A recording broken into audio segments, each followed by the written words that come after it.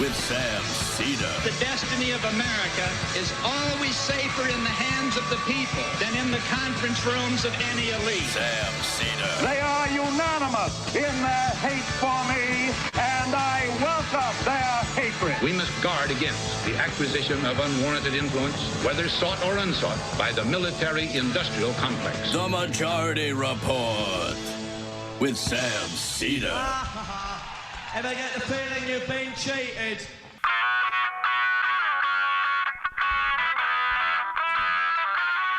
It is Wednesday, June 30th, 2021. My name is Sam Seder. This is the five-time award-winning Majority Report.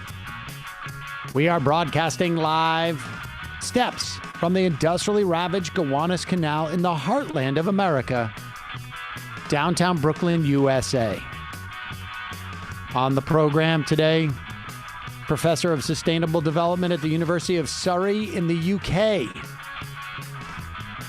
author of Post-Growth, Life After Capitalism, Tim Jackson will be joining us. Also on the program today, the Trump Organization and its CFO are looking at criminal charges that are expected to drop tomorrow. Meanwhile, South Dakota rents its National Guard to a right-wing billionaire for work on the southern border.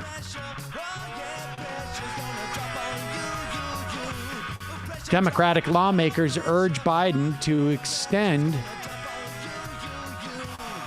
the freeze on student loan payments to March of 2022. And at one point, will it be untenable to unfreeze? Meanwhile, Pennsylvania state prisoners go on a hunger strike, protest form of solitary confinement. Nina Turner's Ohio 11th primary bid is shaping up to represent a huge threat to the Democratic establishment. The Northwest record heat wave has now taken the lives of dozens of people. New York's mayor's race tabulation in total disarray. We think we have a notion of who might be possibly, potentially in the lead. Maybe. Meanwhile, Moderna says its vaccination is effective versus the Delta variant, as Fauci foresees a tale of two Americas, vaxxed and unvaxxed. Lastly, Ilhan Omar, whip for the Progressive Caucus, says the Progressive Caucus is ready to flex its muscles over the infrastructure reconciliation bill. All this and much, much more on today's Majority Report. Welcome, ladies and gentlemen. Thank you so much for joining us. A couple of moments of house cleaning, if you will indulge me. Housekeeping, house cleaning. Emma Vigeland is on special assignment to examine and report on her own vacation. And she will be back next week on Tuesday. Also, want to apologize for yesterday. We had a major, massive, catastrophic internet fail. And this show, both the guests and our ability to broadcast it, and even to right now in the way that we're recording it in studio to even record. Still don't fully trust it, but yes. Well, we fixed it up with duct tape, and we have folks coming tomorrow to check it out. So I just wanted to apologize. We had no show yesterday for those folks who were looking for the show and couldn't find it. I also want to apologize to Steven Crowder and his dad. I think they were very freaked out when we announced that we had internet problems. I'm sure that was in some way triggering to them, and I want to apologize for that. We did not mean to do so. Also, along those lines, tomorrow we're going to have to start early as well. And that, again, for the Crowders, please do not freak out. It is just, honestly, I've got a doctor's appointment I've got to get to, and so we're going to start a little bit early. And that's it. I just don't want anybody to freak out. So, also, Emma's not tracking you down either. She's actually on vacation, Stephen. That's right. Emma is actually on vacation. She's not going to, ambush you and, make you run away from a debate. That is not going to happen. I just want to make that absolutely clear. Some interesting stuff in the infrastructure that is out. There was a piece in Politico today that highlighted something that Joe Biden had said about the bipartisan infrastructure deal. Now, right now, the Democrats are in a mode in which, and particularly Joe Biden, is in a mode in which he wants to salvage the bipartisan deal, and so that he can salvage the 50 votes necessary for a reconciliation deal. These two things are going to run in parallel. We have talked about them as being supplemental in some respects. The reconciliation bill, providing funding for the bipartisan bill that didn't go far enough, I should say. For example, the support for electric vehicles provision. I can't remember the specific numbers off the top of my head, but I think going into it, the Democrats wanted, let's say, 100,000 EV stations around the country. I think it was probably closer to 65. And the bipartisan deal only provides 15,000. Don't hold me to these numbers. I don't have them right in front of me. The point is the dynamic. The White House has said and made a pledge that nothing in the reconciliation bill will add to the specific silos in the bipartisan bill. So in other words, you could provide in the reconciliation bill, hypothetically,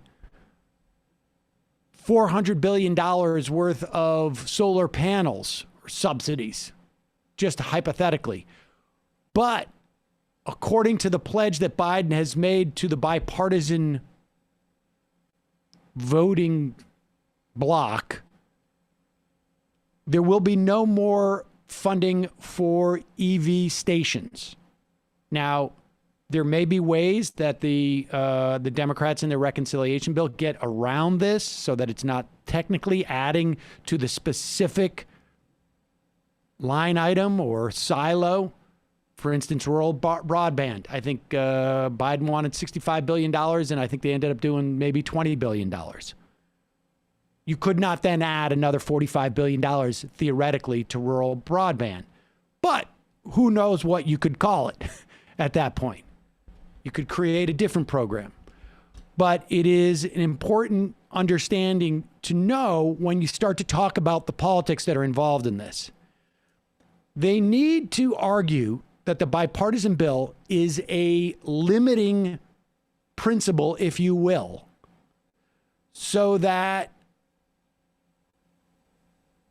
it will hopefully pass, and the value of it passing is to get Joe Manchin and Kristen Sinema's votes on the reconciliation bill, because it is the members of the House and some members of the Senate has said, we're not voting for one if we don't get both. And so the deal here is deliver the bipartisan bill. Sinema and Manchin will then vote theoretically for the reconciliation bill. And that's the way this is going to work. But for there to be value to the bipartisan bill, Republicans need to be able to say, hey, we prevented an extra $40 billion to rural broadband. It's another question altogether as to why that would have value to them. But that's the way that they, that's where they find their value. So understand the sort of delicate interplay here. When Biden says this is a limiting principle and gives the opportunity for some of those Republicans who are on board with this in that gang of 10 talking points, it makes it harder for Mitch McConnell to scuttle that bill.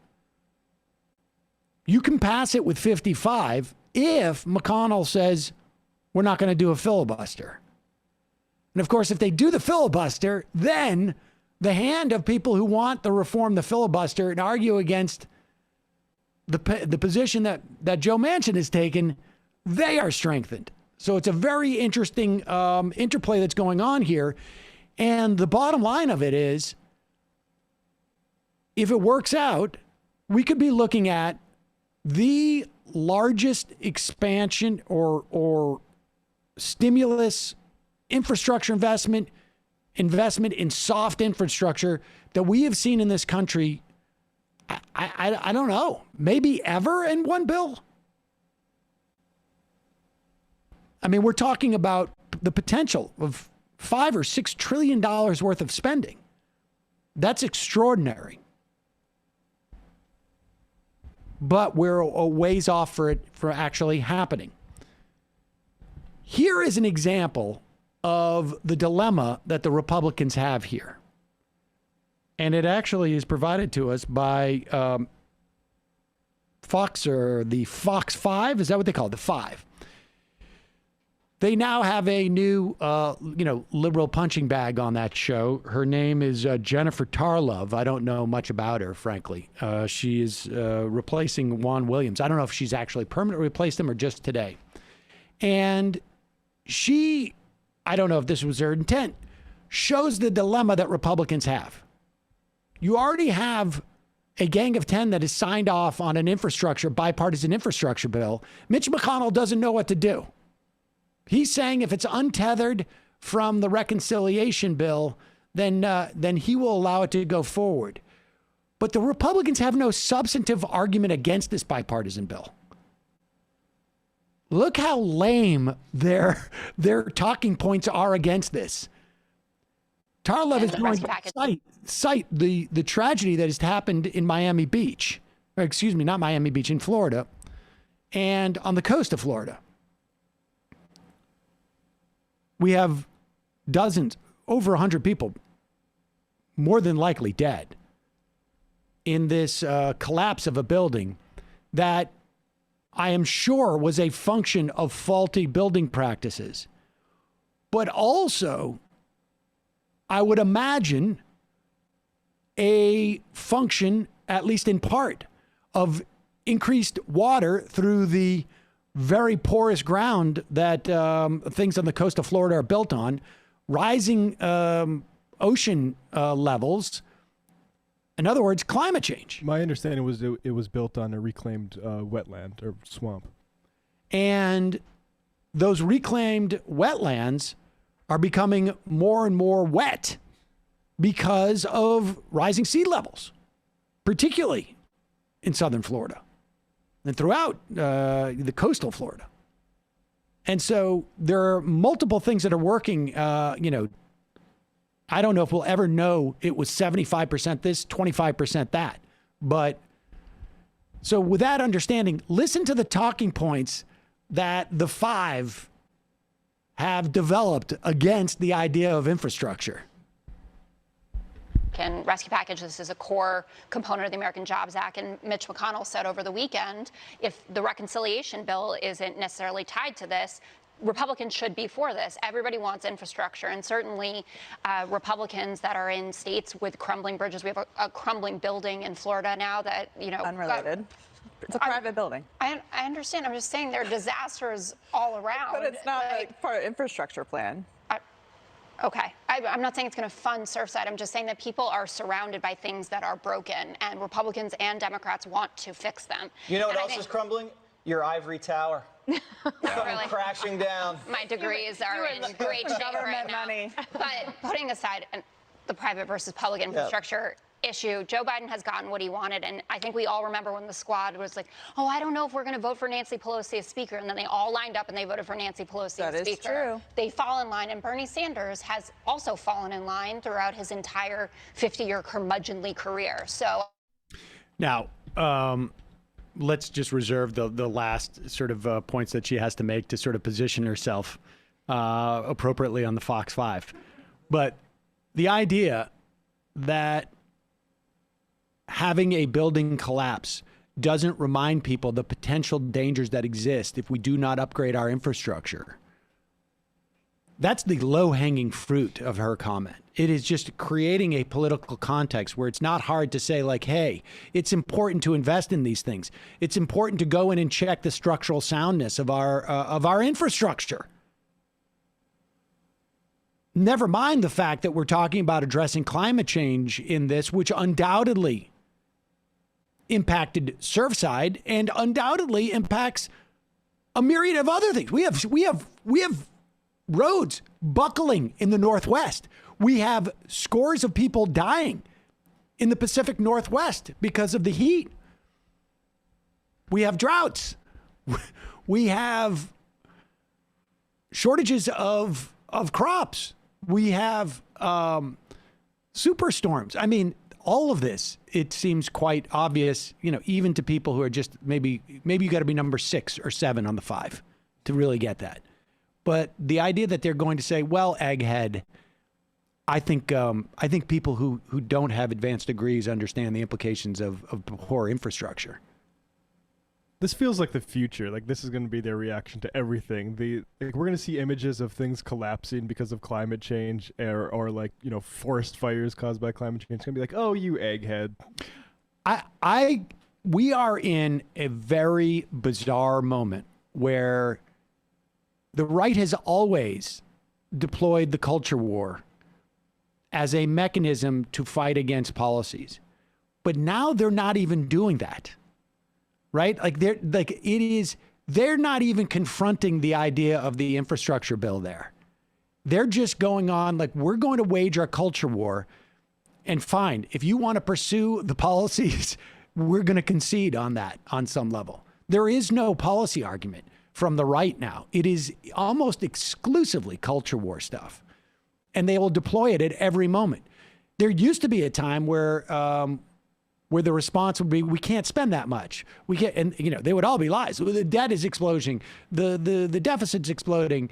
There would be some policy response, and now it's just, look at you egghead.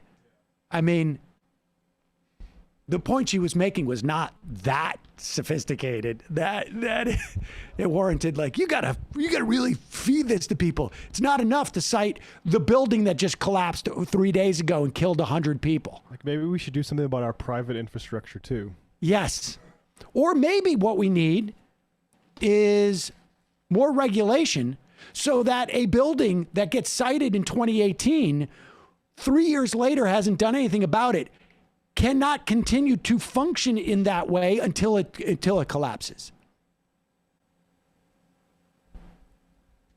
And then, of course, she goes on in the end to say that they all fell in line. Well, I don't think that there was actually a real movement to not vote for Pelosi for speakership, or to the extent that there was. Remember PAYGO? The diminishment of PAYGO as a principle of operation for the House. Well, we're about to see a $5 or $6 trillion worth of potentially of spending that have allowed that to go through without the words PAYGO even being sort of brought up by the Democrats in the House. And Bernie Sanders was responsible for something, let's say, the ACA, for community medical centers that are a huge linchpin of the success, to the extent that there is success with the ACA. Not so great in keeping prices down on insurance, but very good in terms of its Medicaid expansion, and it's providing for filling in some of the gaps. The best parts of the ACA were the single payer qualities of it that existed for, sadly, only a limited amount of people. But there it is. The 5 presenting us today a good, inadvertent illustration of what's going on in Congress in many respects. It's really just like even the lawmakers, the Republican lawmakers, are just deploying the culture war. They're doing push-ups. They're talking about Q. But we will get more into that later in the program. We're going to take a quick break. When we come back, We'll be talking to Tim Jackson, director of the Center for Understanding Sustainable Prosperity and the professor of sustainable development at the University of Surry, author of his latest Post-Growth, Life After Capitalism. Just a couple of words from our sponsor today. Our sponsor today is, oddly enough, the Majority Report merch store. That was very nice of them. We're going to take the chair of that, the CEO of that institution out to dinner. Oh, we should all have. Actually, we're going to go. We're planning finally doing our holiday. For our 2019 holiday party. Folks, check out our merch store. It is shop.majorityreportradio.com. You will see the "Oh No, It's Sam Seder, What an Effing Nightmare" shirt. You will see the black tank top, and just an update. That's the effing nightmare shirt.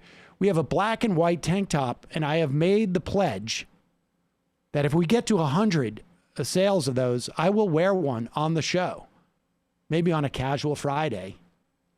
It's going to be highly inappropriate, but I'll do it. And we are at like 54 now between the black and the white. And then you see we got mugs, we got bandanas, we got the beanies. I love that the gray beanie is actually great. You get it now before winter and then before the rush happens. So check that out. Also, just a reminder, it's your support that makes this show possible. You can go to jointhemajorityreport.com, become a member of the show. We cannot do it without you. You guys allow us a certain level of independence that annoys a whole host of people. I can tell you that right now. From people that we license the show to advertisers, media brokers who say, why won't you advertise for this? Because we don't like that product, or we don't believe in that sector, or whatever it is, or we just won't do this. And they're like, well, what are you going to do? And we're going to rely on our members. So you can become a member at jointhemajorityreport.com. Don't forget, like and subscribe. And also, the AM Quickie is now officially on hiatus. We're hoping to bring it back in September. But if you want to know what's happening with the AM Quickie, if we bring it back, go sign up for our newsletter at majority.fm. We are going to be rolling out a newsletter soon. And that's it. Also, so want to welcome to the program. Welcome to the program, Tim Jackson. He's the director of the Center for Understanding Sustainable Prosperity. He is the professor of sustainable development at the University of Surrey in the UK, author of Post-Growth, Life After Capitalism. This is a follow-up to his very well-received and broadly cited book, Prosperity Without Growth. Welcome to the program, Tim. Thanks, Sam. Great to be here.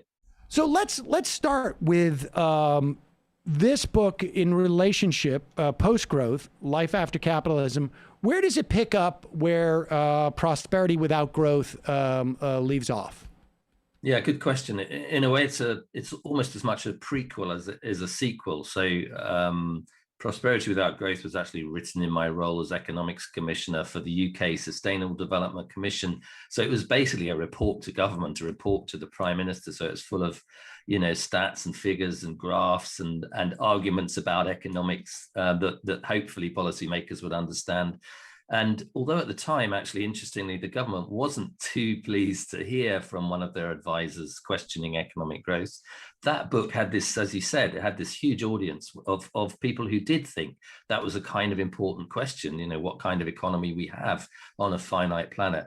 And so in the aftermath of that work, it became, as you said, a very well-known, well-cited book. And I suppose I kind of felt that it wasn't, written in the style that ordinary people might easily pick up and enjoy.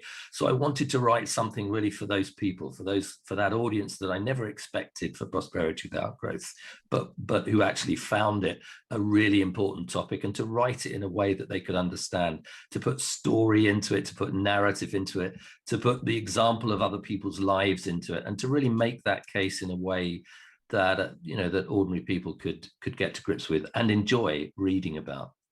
And ultimately, it is if not a roadmap, I guess, a vision of what life would be like if we weren't so oriented towards constant growth. That's right. I mean, that's kind of has been our model forever. That sort of vision, more and more is better and better. That's the mantra of growth, the myth of growth, and that's what I'm questioning in the book. And I'm also, I suppose, it's a vision of that better life that might come after our mantra of growth.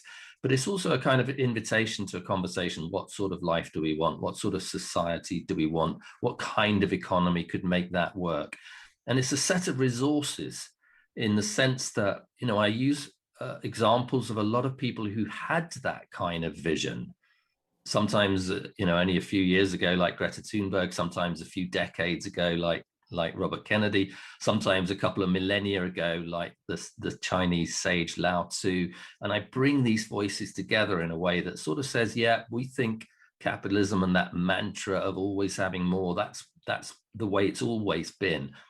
And it's not. And it's not the way it always has to be. There's a kind of, it's an invitation. Is there something better afterwards? And my answer, and the answer of quite a lot of those people, is yeah, we could have something better. And I should say, it's also months ago. It also was relevant months ago. I think for a lot of people during COVID, one of the things, and I just want to put a pin in that for a moment, and we'll circle back around that.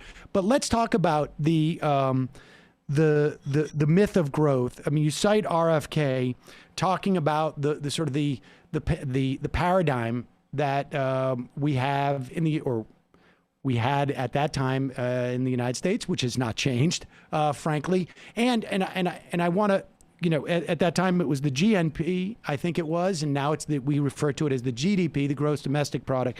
What expand a little bit on what the myth, not just the myth, but what that paradigm is in terms of growth, why it is so, why it's considered so necessary from a capitalistic perspective, but also how that translates into our daily lives in which we perceive it as being necessary. Because I don't feel like a lot of people walk around with the idea of like, we need growth. I just don't think that that's a concept that is like colloquial in some way. Like, but what is the colloquial version of that of buying into that paradigm?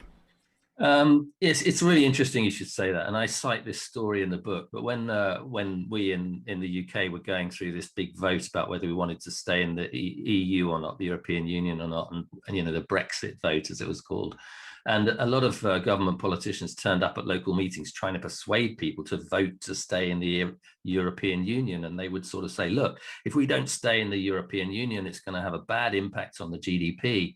And one of these meetings, a woman stood up in the audience and said, that's your bloody GDP. It's not ours. In other words, it doesn't necessarily have anything to do with our lives. We don't understand it. We don't figure what it is. It doesn't tell us a story. And that's, one of the problems is it's an indicator that doesn't necessarily always speak to people. But it does have a sort of an everyday currency, which is our salary going up or is our salary going down? And that, that begins then to speak to the sharp end. It begins to sort of have an impact on people's lives. And certainly, for the poorest in society, we would want to have a world in which salaries could be decent, and in particular in which the people who provide the most fundamental aspects of our economy, the nurses, the care workers, the doctors, the teachers, the people who make sure that we have food on our table, we don't want them to be below the poverty line. We want those incomes to rise. And so there's a point to which growth makes sense for the poorest in society. But there's also a sense in which actually in modern society we kind of have sometimes too much, and there are extremely, some people would say obscenely rich people in the world, and there are also diseases of that affluence. The World Health Organization has pointed out that actually more people die in the world of overconsumption than die of malnutrition, in the sense of not having enough. And that's it's a sort of indictment really of a system that's gone wrong. Yes, having more makes sense when you don't have enough, but at a certain point, enough is enough, and actually we should be thinking about redistributing the wealth in the world a little bit better, about protecting our planet, and also thinking, you mentioned the pandemic, what really matters to us? What is it that prosperity is about? What does the good life consist in? And it's rarely the case, actually, that it consists in just having more and more. And so, in other words, the growth, the pie should not grow larger. There's certain slices of the pie should grow larger, but the pie it should be distributed better. Yeah, should stay. And so, okay, so I mean, it's interesting because there was, and maybe I'll circle back to this too, but I recall in the early 90s, at least in this country, as the wall fell with the Soviet Union, that there was talk of a peace dividend, which really never terribly materialized, at least in this country, in any real meaningful and sustainable way. But there was also a movement to recalculate the GDP. I can't recall if it was the GDP at that time or the GNP. And so the people understand, explain to people what the GDP measures, because I don't like the GDP. If somebody breaks into my studio now and steals the cameras and I got to spend the day going out and buying new cameras, the GDP goes up. But it doesn't. I mean, doesn't make me any more productive in any way. But will you explain what it is?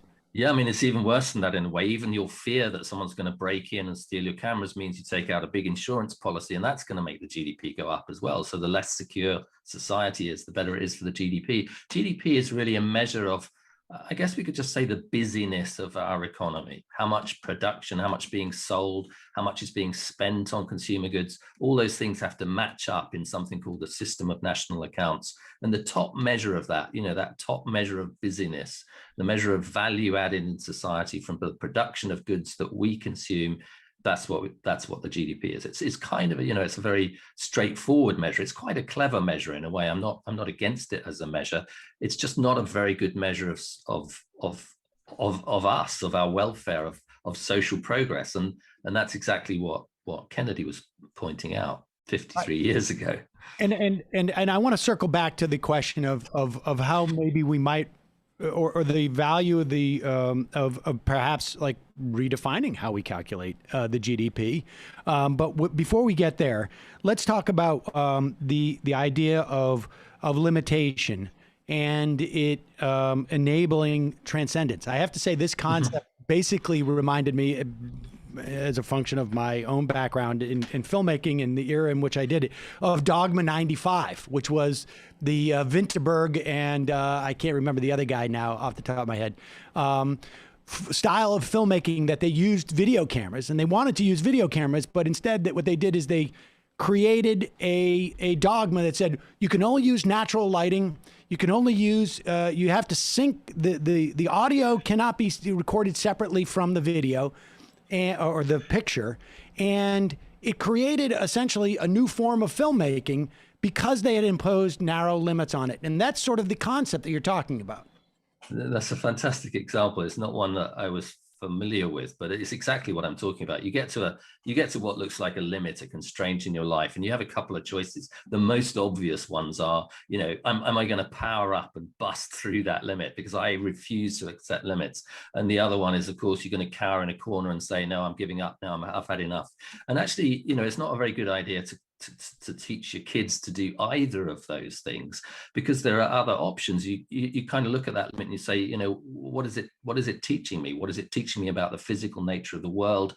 And what can it teach me about my capabilities? And that's the thing, where I really what I wanted Post-Growth to do was to say, actually, this question of limits and the planetary limits is there. It is real. We can't deny the record-breaking temperatures on the west coast of Canada any longer. Joe Biden can't deny them any longer. That's coming at us, and we have a couple of choices. We can sort of say, yeah, don't believe it, going to go away and hide in a hole somewhere, or we can say, what is that teaching us about what prosperity can possibly mean on a finite planet, and learn actually that we have other capabilities that aren't just about consuming stuff and burning energy, that we have the ability to relate to each other. That's something that can grow and grow forever without any limit. So the limits teach us, if you like, the route. They are the route to the limitless. Where the physical limits are tells us where our creativity can actually thrive without limits, and it sort of points us in that direction if we take it seriously, if we take that choice seriously. Say, I'm not going to hide in a corner and pretend this isn't here. I'm not going to bust through it and power through it with the biggest technology I've got. I'm going to take this moment to learn what this limit is teaching me about how to be a better human being, what these limits are teaching us about how to be a better society. Well, talk about the false promises that are inherent in capitalism, and why growth is so essential to capitalism, or why these things cannot be severed, that relationship can't be severed. Yeah, I mean, the two different questions, really, both absolutely pivotal questions. I mean, let's take that one first. Why is that so difficult to sever? And, 150 something years ago, Marx was writing, accumulate, that is Moses and the prophets. That's what capitalism is all about. And there is a sense in which that mantra of always having more is built into this idea that profit is what makes the world go round. Profit is the only thing that motivates us. And that profitability, that profit-seeking behavior, that profit-maximizing behavior just has no boundaries whatsoever. It kind of casts us as insatiable people, and it casts the economic system as a kind of struggle, a war of all against all, in which, the more you have, the better off you are, the more power you have, the better it is for tomorrow, the more you invest in the future, then the bigger your bank account is going to be. And that's the logic that's kind of bedded down in capitalism. And its promise, its promise is that everybody can have that we can all be Jeff Bezos and Elon Musk. We can all be billionaires. We can all one day be as rich as those people are. And that will be a good thing for all of us. And really, both of those promises are wrong. There's no way that the earth can sustain the kind of wealth that the richest people on the planet have at all. And indeed, even if it did, is that really a world in which our lives are better, in which we have become better people, in which our society is better, in which we treat each other better? Is it a kinder society? Is it a more creative society? Does it have better poetry? Does it have any kind of vision for itself beyond that more and more? And it purports, capitalism says, if you buy my dream, then I will make you happy. But there's an even more curious reality underlying that happiness, isn't what capitalism is really driven on. Capitalism promises that you can be happy if you buy this next thing. This next thing will make you happy.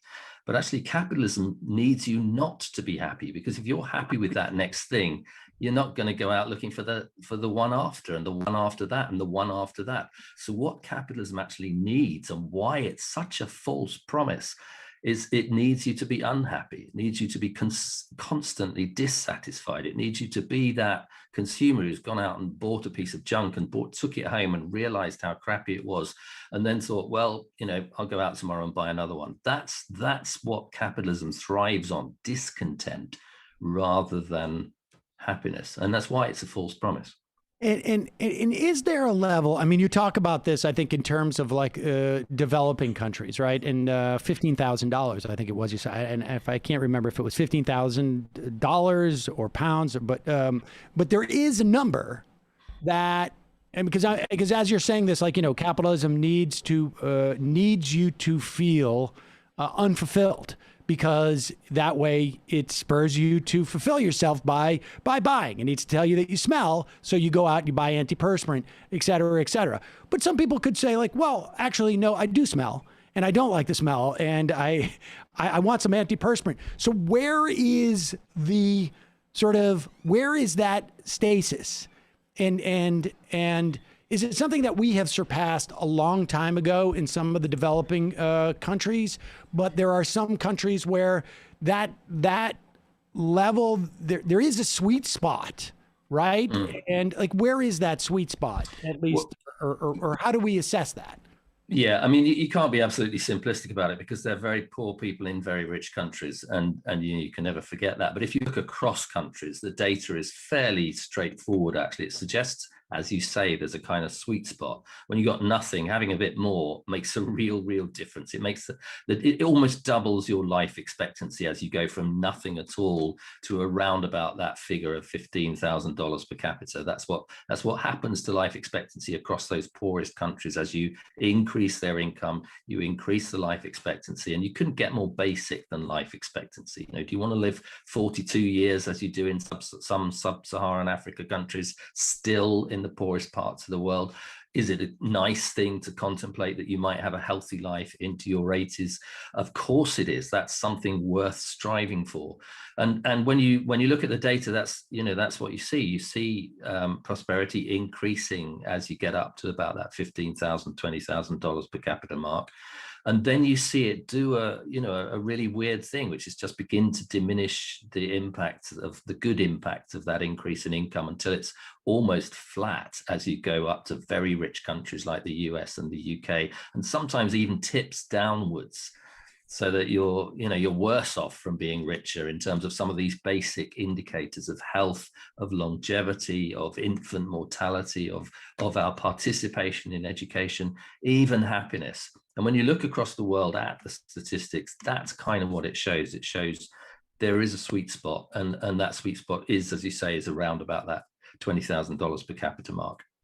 I think that there's been some data in the U.S. that's, I think it was Dan Price, who was a CEO of a company, I can't remember exactly what it was, that basically cut his pay so that he could pay everyone $70,000 in that neighborhood. And that was found to be the number in the United States that you have peak, I guess, prosperity, in the sense that you are both content with your quality of life, but you have enough money that it helps your quality of life, as opposed to at one point starting to inhibit your quality of life. I don't know if that ties up, but speaking I mean, just on the numbers, and we shouldn't pay attention so much to particular numbers without understanding the background. So one of those numbers is a number that everybody might have who is working. Another is a number that everybody has when you divide the entire income across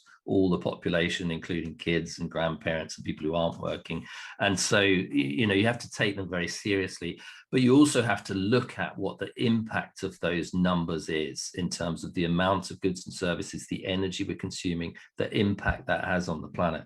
And that also comes out in the mix, because ultimately, if you're trashing the boundaries of the planet, then you're undermining the security of your kids into the future. And that's a real consideration. Let's talk about the reassessment of work and what you called world building. There was a piece today by, I think it was Robert Kuttner in the American Prospect. I'm not sure you're familiar with it in this country. Mm-hmm. He cites a book from decades ago that escapes me at the name, but it Voice and oh gosh, I can't remember. But the argument is essentially that there is, it's Hirschman, that exiting the workforce, or you can express yourself by not doing certain things, and that over the course of this pandemic, there has been a reassessment of, some people saying, like, the amount that I was making for that crappy ass job was just simply not worth it, relative to the time I get to spend with my kids, or I don't need as much as I thought I did, and therefore I'm not going to go work. The coercive power of work has been diminished because people have reassessed what it's bringing them, at least in terms of their specific jobs. But you talk about your vision of a reassessment of work. Yeah, I mean, I think I want work to be taken seriously as a part of our lives, not as that coercive force, not as, being on the treadmill and having to spend hours of our lives away from our families, sitting on crowded trains with everybody else who's doing the same thing in order to bring home enough money to do it again tomorrow. That is not a meaningful vision of work. But I draw here on a philosopher called Hannah Arendt, and I distinguish, I suppose, two different kind of tasks that we do in the world. One of them, it's really important. It's about caring for each other. It's about looking after our kids. It's about, the care that we have in hospitals. It's about the care we needed all the way through the pandemic. And actually all the people who were engaged in that task, treated so badly by capitalism, underpaid, insecure jobs, forever hounded by productivity targets to keep them going. And it's also a job that sometimes is not paid at all. So, the people, sometimes our time looking after our kids, why is that not a value to society? Of course it is, because we're caring for the people that we love, and we're also caring for the members of our society who make that society stronger. And so all of these things around care, really, around maintenance of our lives and looking after ourselves and care, they tend to be badly treated by capitalism, and I think they should be better treated. I think the people who work in those professions should be better treated. They're meaningful tasks. And as you say, when push comes to shove and we're given a sort of object lesson and what really matters to us, those were often the tasks that we return to. And they're absolutely primitive. They almost belong to our primitive brains because they belong to every species on the planet that needs to, survive, to care for the young, to maintain ourselves, to look after ourselves. And then Hannah Arendt does a really interesting thing. She kind of says, as we free ourselves, so-called free ourselves from all those tasks, we look up and we face something we didn't really expect to see there, which is the prospect of our own mortality. When we're busy doing that, looking after, and then, I can certainly sympathize, I can understand this. When you're immersed in looking after your kids, for example, you may not say I'm happy, but you know that you're occupied. And actually, when you look back on it later in your life, that sense of being 100% occupied in that task is something that has a real value to you, even decades later. But when we look up from those tasks and what we see is, oh my goodness, I'm going to die. That's the reality of my life. I've got all this time on my hands, and all I'm doing is worrying about the fact that those around me are dying and I'm going to die one day, and I've got to get all this done, and I've got to make something meaningful out of my life. So we're faced with this task, and this is what Arendt means by world building, the world building task of work. We're faced with the idea that we want to build something a little bit more durable, something that will last into the future, something that will give a sense of our own significance in society and the significance of society to the future. And so that world building task, I would argue, is also incredibly important. And some of the things that we're asked to do, people who are literally building physical environments and more shopping centers and bigger Trump towers and what have you, that's a kind of part of what they're engaged in, is that fear of mortality. They're trying to put something solid in place. And yet, once again, kind of capitalism comes into town and says, well, I don't want that to last too long. Because if it lasts too long, there's not enough other building to be done. And if we don't have other people building, we can't grow. And so, it's more about building so we can destroy it in the future, so that we can build again. And the whole thing becomes sort of meaningless. And what I guess my vision is to point towards that place where we can find the things to do that bind us as individuals into society, building that society together, but also point to a sense of a meaningful human progress, something into the future that capitalism can't knock down, that we don't need to knock down, that begins to, if you like, give us back our hope about what the future could be.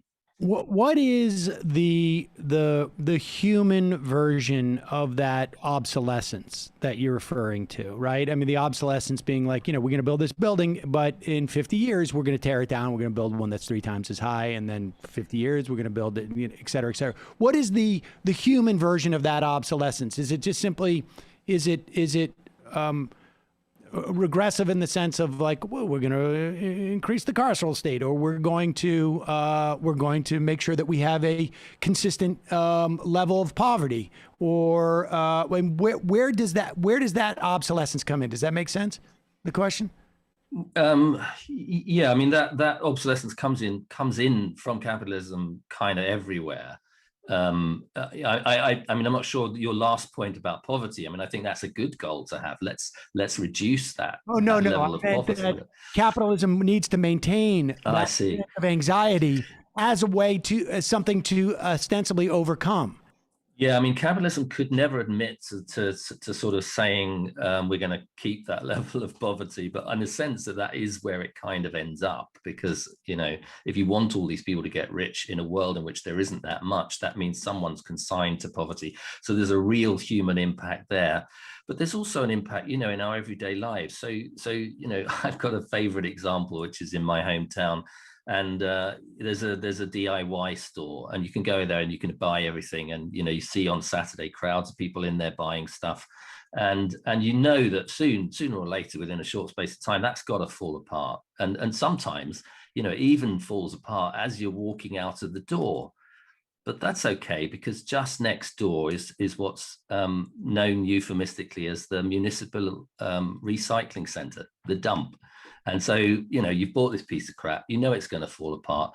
But if you go there on that Saturday morning, you'll see a whole bunch of people also in the dump, in the municipal recycling center, taking all that broken stuff there and all being busy. And they all have to have cars, and they have to all buy gas in order to get the cars to the DIY center, and from the DIY center to the dump. And the whole thing is going round and round and round. And it's all obsolescent, because none of it is really speaking to the underlying needs that we have as human beings. All right. So lastly, let me ask you this in terms of what of like the concept of green growth, right? I mean, if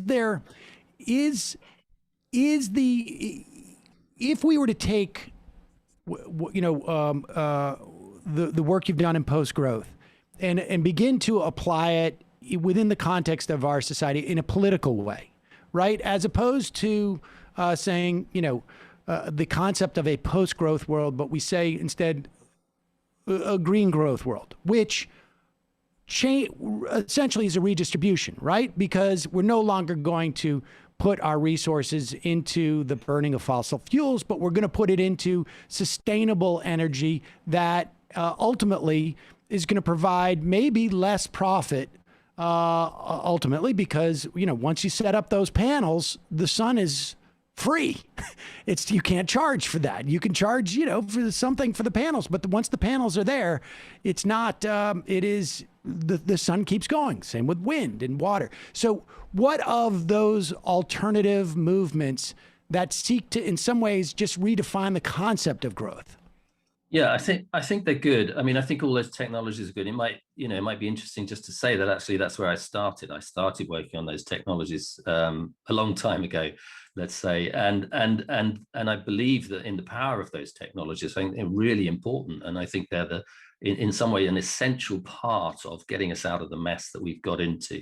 But I also think we have to kind of think beyond that, and I do think we have to think in particular about this more and more that we want to measure and have going higher and higher. And one of the things I talk about in the book, you know, you asked me about these measures before, and I think it's really important, is that there's a difference between, you know, thinking of prosperity as being about wealth, about having more and more, and thinking of prosperity as being about health and better and better. And health is a really interesting metaphor, because it doesn't really, never when you're looking at health do you want more and more of something. You only want more and more when there's not enough. And so what you end up thinking about when you think about prosperity as health rather than wealth is this sense of balance, of having things which are good at the right level for us, not always more and more, not always bigger and bigger, but a society that is deeper and richer, and its relationships are better, and its creativity is stronger, and its sense of community is more solid, and its hope for the future stays intact. And that really is, you know, that's the vision of post-growth, that there are things which we can have which are really a better society than the one we have at the moment. but we have to measure the right things. We have to focus on the right things. And we have to create the policies that will transform society so that people can live better and richer lives. What is the bridge from that concept where we understand this to those policies? I mean, I'm just like that, like, look, I think your message is, I think a lot of the people who listen to this are amenable to it, but turns out there's a lot more people outside of this audience. Terrible, it's dreadful that. Yeah, I know. But what is the political, what is the political bridge? Like, is there a bridge to that as a political question? I think there's two kind of bridges. One is that you've got to have specific policies. And actually, that's what Prosperity Without Growth, that earlier book, really did go into quite deeply. And those policies are pretty straightforward. Establish the limits so that you know where they are, what the limits you're working with. Fix the economics because they're broken at the moment. They're pointing in the wrong direction and incentivizing the wrong things. Change the social logic, because it assumes that we're all voracious consumers who just want more and more. And that's just not the case. That's not who we are as human beings. So that's part one, if you like. That's a set of policies that makes sense, that's coherent, that we could do, on Monday, as the politicians used to ask me when I was economics commissioner. But the second part is to articulate that vision of what is that world that we want. And in that sense, the lessons of the pandemic are quite profound because they did focus on what really matters to us as human beings and what that vision is and what our lives could be. And that's the point where, limits as the gateway to the limitless becomes incredibly important. If we take that seriously and we teach it to our kids and we teach ourselves the skills to meet the challenges that we face, then that richer world of more fulfillment, more meaning, more purpose, more involvement, this sense of being involved in a task so deeply that you're lost to the rest of the world, can be the most fulfilling place actually that we can find as human beings. And the psychology shows that very clearly. The sort of placid place when we're sat on the sofas consuming junk food, watching television hour after hour, this is not a place where happiness lies. And happiness, however it's defined, we can meet that, we can find that in this sense of human fulfillment. It's a vision, if you like, of not just social progress, but the ability of ordinary people everywhere, irrespective of class or race or color or income or background, to be able to achieve more in their lives and to be more fulfilled as a result. And I firmly believe that's available to us, that world, that life after capitalism. Tim Jackson, the book is Post-Growth, Life After Capitalism. Thanks so much for your time today. We really appreciate it. Thanks, Sam. All right, folks, quick break, and then we will wrap this up.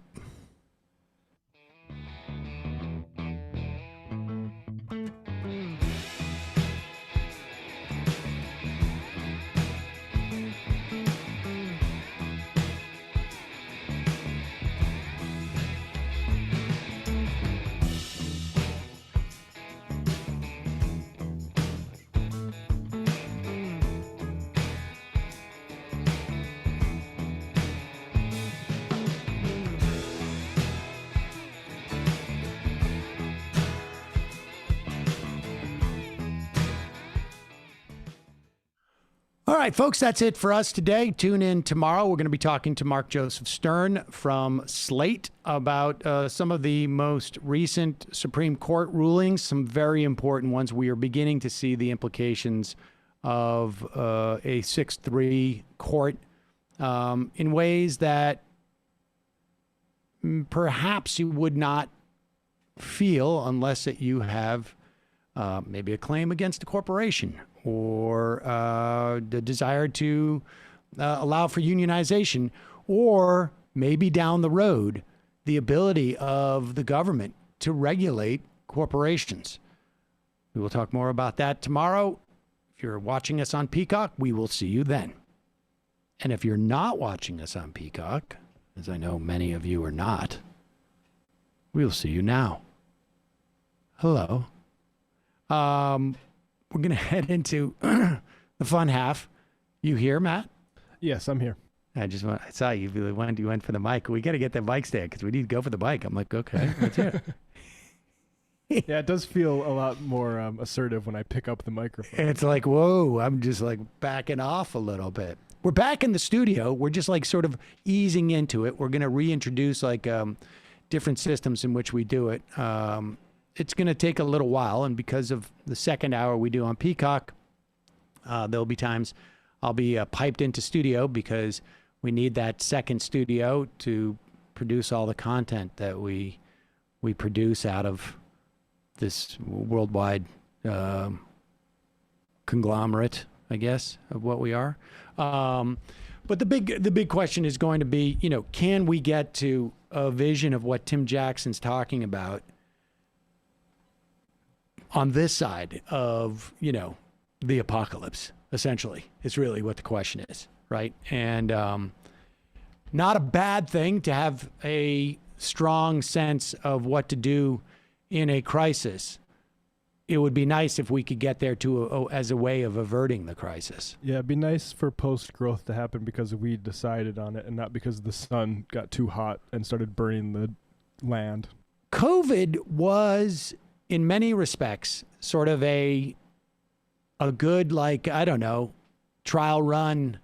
I don't know if I would call it a boot camp as the perfect analogy, but a trial run of what it's conceivable things could be in a, as climate change progresses, that we are inhibited in our ability to do things, and how we react to that inhibition and that limit, that could go a bunch of different ways, right? I mean, we saw it in the context of COVID. Some people gained a greater appreciation for what other people do in terms of how they contribute to society. Some people found I like the idea of not going into work, or I'm not going back to that job I had because it's not worth it. There's more value in me being with my family. And then other people were like, I'm going to take some guns and storm a Capitol building in Oregon or Michigan, and force them to completely ignore what's going on because I have to wear a mask and I don't like that. Or you stock up your second fridge with ice cream. Or you go and you just you really go back and reevaluate your ice cream flavor situation. I mean, that's also a very good example, right? That's like Peter Thiel down in New Zealand or something. That's the metaphor there. The guys who are looking at studying by getting back into Captain Crunch. Right. I mean, it also could be the Pelosi's going down there too. I mean, let's be clear. I don't know if they're going to New Zealand or what, but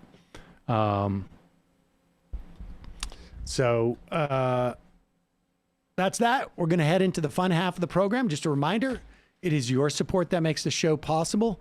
Also, check out Nomi's show. I think they have now officially moved to 2 days a week. You can find it at youtube.com/The Nomi Show, twitch.tv/the_Nomi_show. We missed her yesterday on this program because we had no internet. That was unpleasant. Meanwhile, Matt still has internet at his house. Internet was working great last night. I streamed Resident Evil Village at 1080p 60 frames per second over at twitch.tv/literary. Dude, a lot of people go like, oh man, I freaking missed the 60 frame per second stream last night. People ask, they wonder what video card I have and stuff like that, and I tell them. But if you want to know, you have to join one of the streams. I'll probably do another one on Thursday. I played Resident Evil. Scary game until I realized I was on casual difficulty, and then it was pretty easy to take out the zombies, and I didn't have to be afraid of them. But great atmosphere, so I'll probably, Thursday night I'll do another one of those. Also, patrons on patreon.com/leftreckoning, we had a conversation with Megan Day released on Monday evening about a socialist sort of utopian college in Arkansas in the 20s and 30s, sort of Debsian influenced, and what happened to that project. So check that out, patreon.com/leftreckoning. Incidentally, COVID, I think, up by 35% over the past week in Arkansas. There's a couple of states that are like that. Most places falling, but if you look at the vaccination rates, some places that are jumping, particularly with the Delta variant. I still know some unvaccinated North Dakota people, and I wish they would get vaccinated. We will have on this program, we're trying to get an epidemiologist on. We'll talk about the Delta variant, put it in context. If you are vaccinated, it is not as scary as I think maybe one would believe. But the fear, of course, is that children under the age of 12, there is no vaccine for them. And it is like, one of those things, water finds the lowest level. The infection works like this too. But all right, we're going to take some phone calls. 646-257-3920 is the phone number to be part of this program. We will also take your IMs, which you could do on the app, majorityapp.com, and log in. I am the show. Say all sorts of mean things to me. That's okay. I understand. I am here to help. If that makes you feel better, then by all means. And we will see you in the fun half. You are in for it. All right, folks. 646-257-3920. See you in the fun half.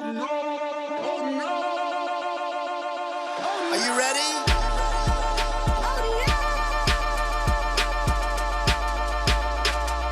Who sent us this? Anarchy. Alpha males are back. Boy is back. And the alpha males are back. Just as delicious as you could imagine. The alpha males are back. Boy is back. And the alpha males are back. Just wanna degrade the white man. Alpha males are back. I take all of it in my throat. Alpha males are back. Snowflake says what? The alpha males are back. You are a madman. And the alpha males are back. Oh no, Sam Seder! What a fucking nightmare! Bring back DJ Danner. Yeah, or a couple of them. Just put them in rotation. DJ Danner. Well, the problem with those is they're like 45 seconds long, so I don't know if they're enough of a break. That's fucking nonsense. See white people doing drugs, they look worse than normal white people, and all white people look disgusting. And the alpha males. Psych. Fuck them. Snowflake says what?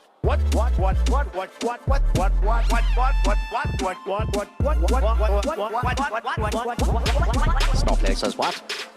A hell of a lot of bank. A hell of a lot of bank. A hell of a lot of bank. Okay, I'm making stupid money. Hell of a lot of bank. A hell of a lot of bank. All lives matter. Have you tried doing an impression on a college campus? I think that there's no reason why reasonable people across the divide can't all agree with this. Psych. And the alpha males are back. And the Africans are black African. And the alpha males are black. And the Africans are back. When you see Donald Trump out there, doesn't a little part of you think that America deserves to be taken over by jihadists? Keeping it 100. Can't knock the hustle. Come on, fuck 'em. Things I do for the bigger game plan. By the way, it's my birthday. Happy birthday to me, Jew boy. I have a thought experiment for you. And the alpha males are back. Africans are black. Alpha males are black. Africans are back. Come on. Come on. Someone needs to pay the price for blasphemy around here. I am a total pussy.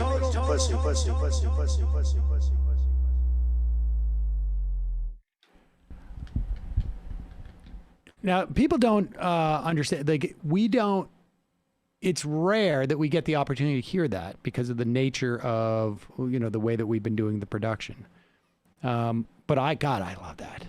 I mean, I just have this vision of like Someday I'm retired, and every day at like noon, I just sit on the porch in my rocking chair, pop up my phone, and just play a couple of these like interstitial songs. And that's the way that, maybe that's my whole day, actually. Every day I just keep playing them. The part where Crowder says, "Oh no," really hits. Right. When you and I and Michael are saying, like, we should play this in rotation, and the "Oh no" rises, that is, what a genius Dan Harkey is. Bill Cosby's sexual assault conviction has been overturned by the Pennsylvania Supreme Court. Apparently, there was some form of deal that Cosby struck earlier that apparently, according to the Supreme Court of Pennsylvania, inhibited his conviction on the assault counts. And that was basically it. He was convicted of 3 aggravated indecent assault counts and sentenced in 2018 to 3 to 10 years in prison. And the court found that an agreement with a previous prosecutor prevented him from being charged in that case. Now, are there any extant cases against Cosby? I wonder if that's the case, but he is out. He seems to be out by now, or is about to be released from prison. Man, that feels like a million years ago. And it was only 3. Nuts. Really nuts. Let's go to the phones. Calling from a 919 area code. Who's this? Where are you calling from? Yeah, hi. I'm calling from India. My name is Karun. Can you hear me? Yes. Karun, is that it? Yeah, that's close enough. You can just say K if that's easier. So I used to be a big fan of the show until, I don't know, quite a few years back. And that's because I kind of realized that you were misleading your audience. And I like to bring up a couple of examples that you gave in that time. Sure. So, I can certainly understand if you yeah. found that I was misleading people, why you would find the show not good. Yeah. So the issue I'll bring up is the issue of black on black crime. And, a lot of people on the right do tend to bring it up, especially in the context of BLM. And I've heard you kind of dismiss it by stating that even though most violent crime against black people is committed by black people, the same is true for white people. And I just think I think you probably understand this, that's not the point the right are actually making. I think the point they're making is the scale of black on black crime. And I mean, I could share some statistics with you on that. Well, from okay, the FBI, let me hold on for 1 second. Yeah, go ahead. Go ahead. What is the point that let's say I stipulate that there is that your percentages or whatever it is that you're saying the density of black on black crime is higher than the density of white on white crime. And what is the point of that? So the point a lot of people are making, I think on the right, is that Black Lives Matter as a movement, if they're talking about the importance of black lives, the issue of the excess rate of violence is just, it dwarfs the issue of the killing of unarmed black men for, over assumed racism. Why? People on the left are just assuming because somebody was armed. Okay. Why do you think that black on black crime would not be a function of our society's failure to see that black lives are as valuable as white lives? Could you explain that? I don't think that exactly makes sense. Okay, So I will explain it to you. I'll explain it to you. I'll explain it to you. Sure, go ahead. You can explain. I don't know if you ever heard Professor Eddie Glaude come on this program. I have. If you go back to, I think, the second to last interview, or one of when he was talking about his book, I can't remember. Maybe this is coming up into 2016, when he was talking about the notion of white supremacy being a practice. Okay, that it wasn't necessarily, like you don't necessarily have to have animosity towards people of a different race to practice white supremacy. And it seems to me that even if you want to make an issue of black on black crime, that it doesn't do anything in terms of the argument that the Black Lives Matter movement isn't essential, because the Black Lives Matter movement is, in some respects, obviously the most obvious tell is that the apparatus of the state that is funded by the people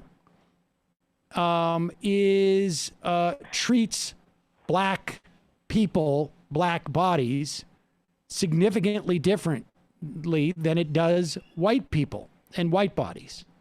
And that society as a whole devalues black lives, black people, in such a way, and that would include on some level black people as well, that it breeds environments where there would be more crime.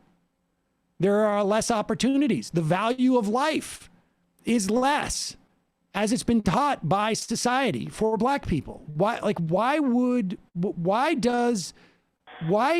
is it that hard to see the existence of, if you arguing that there is a higher likelihood of black on black crime, or whatever the statistic you want to present is, isn't a function of that same white supremacy that has defined this country and its politics and the structure of its government and institutions since its founding?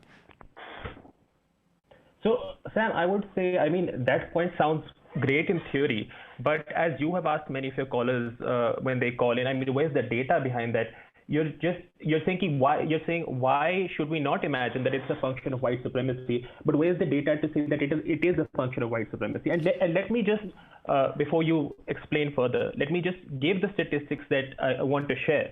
So, and these are just statistics about individual murders, right, by individual offenders.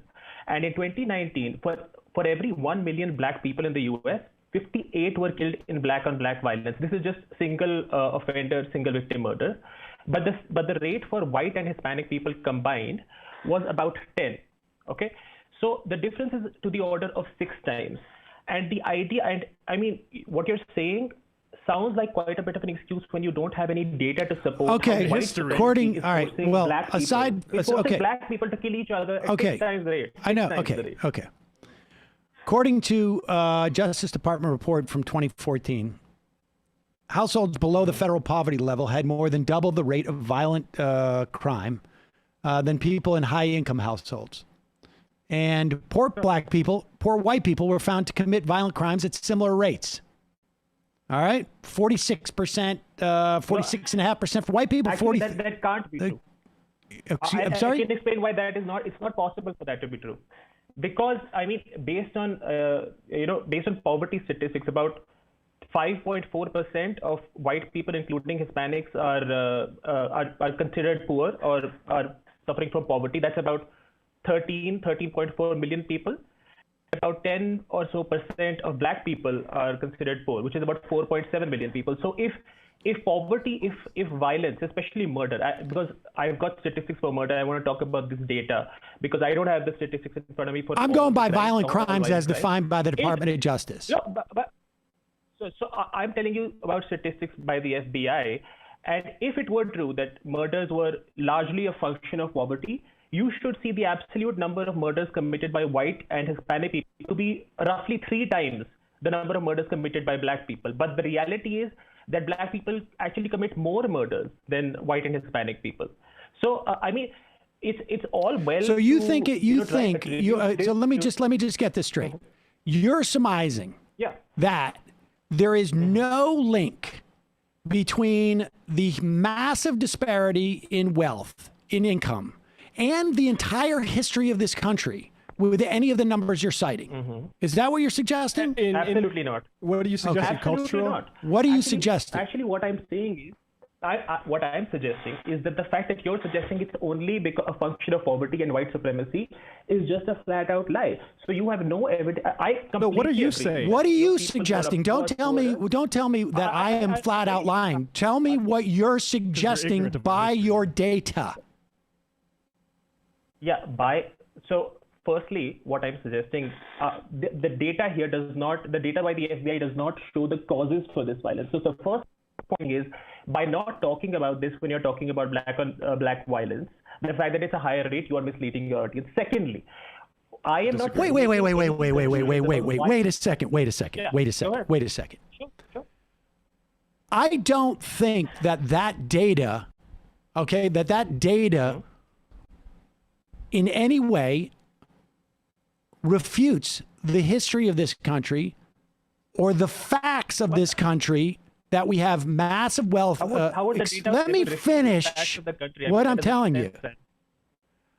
I don't think that data in any way refutes the history of this country, unless you want to argue that in some way there hasn't been ongoing institutional and governmental racism and white supremacy in this country. I'm happy to have that conversation with you.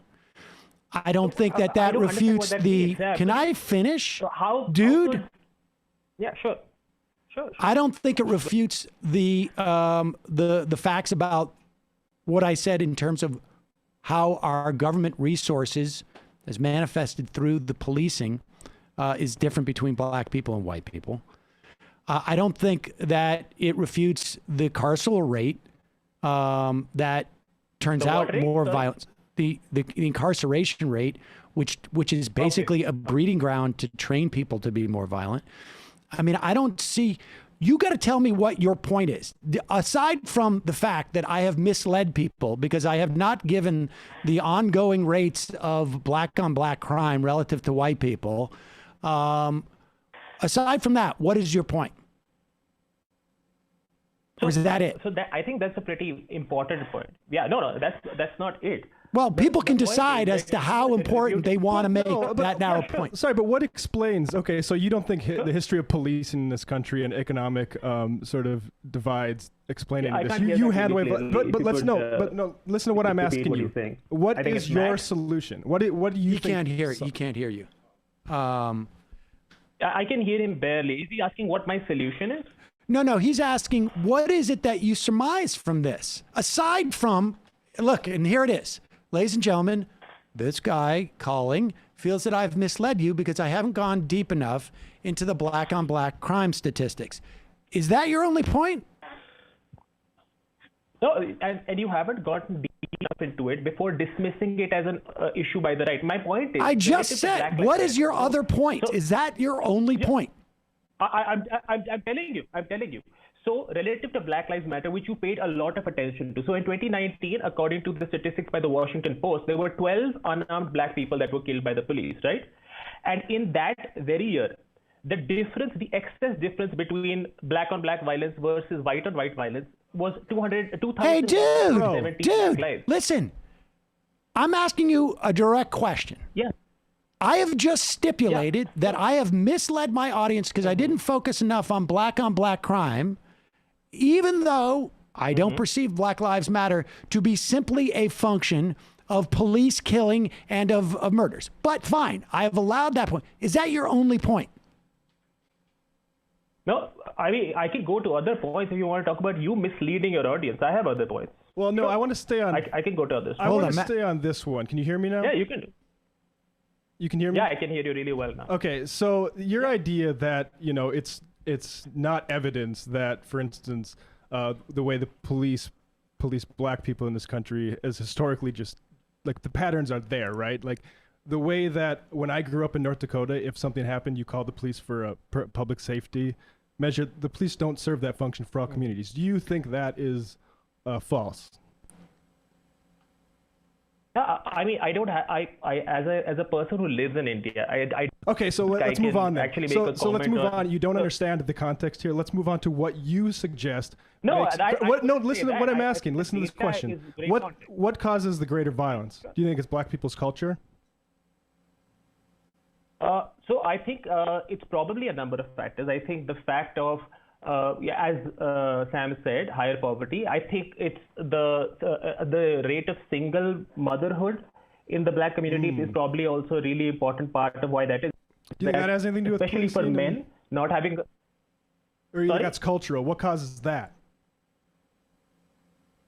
So what causes what? Single fatherhood? Are you asking me what causes single fatherhood? Exactly. Do you think that's just a cultural problem with black people? Let me ask you a question. Let me ask.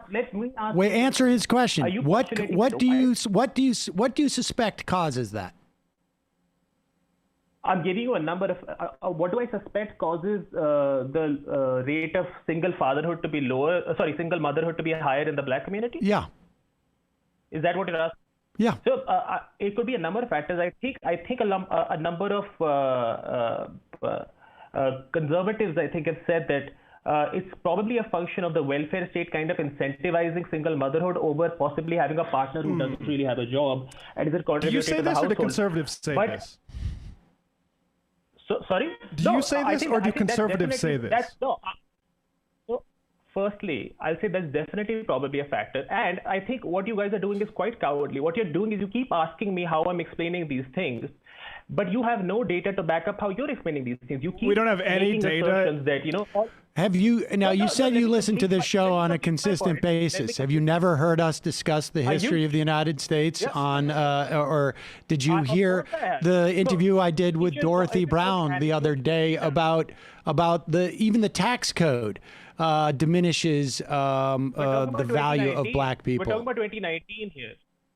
Talking about 2019 here. I mean, it is quite possible that we underreported the black on black crime statistics in 2019. You could be right about that. And if that's your entire and that led us to not talk about this welfare issue you and conservatives are so concerned about. Get out of here, man. Do you want to make one more point? Get out of here for what reason? Do you want to? Sure. Because you're a crypto racist. My main point. Yeah, I'll make one more point. I think clearly overstating the value or the role of white supremacy in all of these. And you have no data to suggest that the excess. I mean, you made this claim that maybe black people are valuing the lives of other black people less because of white supremacy. And I mean, you just actually no. Actually, you know what? We have presented that data. I can't remember what the book was that actually showed that. Yes, it has been. In fact, you can actually look at the data as to black people overestimate the amount of black people that are on welfare in this country. You can look at that black people overestimate. In addition, of course, to white people. In addition, of course, to white people and black people also overestimate the. What does that have to do with killing people? I mean, just because you think people are on welfare doesn't mean you're more willing to kill them, right? I mean, you're talking about. It is indicative. It is indicative. It is indicative of how people value other people and how people perceive other people. What do you think allows for a higher rate of somebody because they're on welfare? Well, you know what? But you're just stating some numbers, and you're just putting it out there as if this is just like somehow this is indicative of what? I'm telling you. Of us wanting to paper over that black people have gotten too much welfare and now it's making them violent. Thanks for your contribution, caller. No, that's not what I'm saying at all. I'm saying that there is a massive problem in the black community. It's called black on black crime. It's a much bigger problem. Even if you assume that all of the and why do you think that problem exists? We have an explanation for that. You haven't, other than to hand wave at what conservatives say about welfare. Is made up out of whole cloth. I mean, where's the evidence for your explanation? White supremacist police departments are made up out of whole cloth. Wait a second. You don't think there's any relationship? You don't think there's any relationship between the concept of lives being more disposable, which is manifested through less resources dedicated to those lives, which is manifested through the way that the state treats those lives, both in the tax code, in student loans, in the way that it does policing, in the way that it provides services, in the way that it places environmental harms towards certain communities. You think there is absolutely no relationship between the ability of some people to kill other people who are perceived as perhaps more disposable, even though every other facet of society treats them this way. You think there's no relationship to that whatsoever. You think the idea of making a connection between everything that's happening on one hand here that is sending the message that black lives do not matter in this society has absolutely nothing to do with the ability of even black people killing other black people. That's your argument. Sam, and my argument is that there is a connection there. I don't have a one-to-one relationship, but I can tell you this. I don't know. I cannot give you data about the likelihood of this pen hitting my desk when I drop it. Holy cow. Yes, what a coincidence. Appreciate the call. You're wrong. You're Oh, shoot. Goodness. You had 18 minutes to make your point, and the point was some conservatives say about welfare. Thanks. And that we misled this audience by not spending enough time on black crime, and that we made a connection between the relentless examples that you can't help but give when you talk about history in this country or you talk about public policy that show that black lives are considered more disposable and less valuable than white lives. That somehow by showing that the idea that there perhaps could be more crime in these communities as defined by violent murders in 2019, that would be just either a coincidence or I don't know what. Maybe it's black culture that caused the tax code to deduct the first $2,500 of your college loans when black people have higher rate of student loans because there's dramatically less wealth in that black people have in the society, therefore pushes them to take out greater loans. Plus, there's reams of data that show, regardless of where you are situated as a black boy or a white boy, that when you grow older, you'll be making less money. So there's increased pressure for you to get more degrees so that you can compete in this society. That's not indicative of anything. That's just like completely over here. That must be a function of black culture. That's why that only $2,500 is deductible. Or like if that economic deprivation leads you into sort of illicit trades that have a higher propensity for violence, perhaps that sort of thing. Or yeah, the police just aren't an active agent of peace in your community, but an agent of like control. And like of course, because you don't call like this is basic. This is what happens when you don't have like when you haven't extended like this sort of protection to people. Like they need to, sell drugs or that sort of stuff. Like it's obvious the connection there. And the only other thing that he could say is there's different cultural things like what welfare did to single fatherhood and stuff like that. It's so transparent what they really want to talk about. I would say that you should not listen to the show anymore because it seems like we're just going to keep misleading. I'd be curious another instance of misleading, though.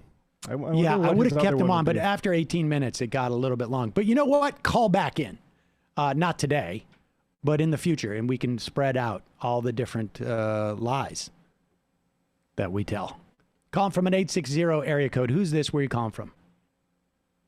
Hey, this is Nick in Waterford, Connecticut. Nick in Waterford, Connecticut. I know Waterford fairly well, actually, having spent some time in New London. Really? Yes. Oh, wow. That's impressive. What do you know? Do you know Harkness Park? No. Yes, I do. I actually do. I have been to the beach there a couple of times. Well, that's lovely. Yes. So what do you got for me, Nick? I don't want to mislead anybody about how many times I've been to the Harkness Beach, but it has been more than one. Well, I have a hopefully less contentious point or disagreement that isn't really a disagreement. So this is a comment on the first story you covered about the Fox commentator or the commentary on the five. So I think both you and the, let's call her liberal commentator on the program missed the obvious rebuttal to the more conservative point, which is that they were talking about, hey, the collapsed Surfside building is in private hands, and that doesn't relate because infrastructure is in public hands, right? Well, the obvious rebuttal is that the Republican plan is to privatize our infrastructure and create more situations resembling what happened with the Surfside condos, right? I think that's the obvious rebuttal to their contention. Sadly, it's also the Democratic plan that they seem to have signed off. And we haven't seen quite the details yet, but I fear that it might also be. But yes, that is a very good point. I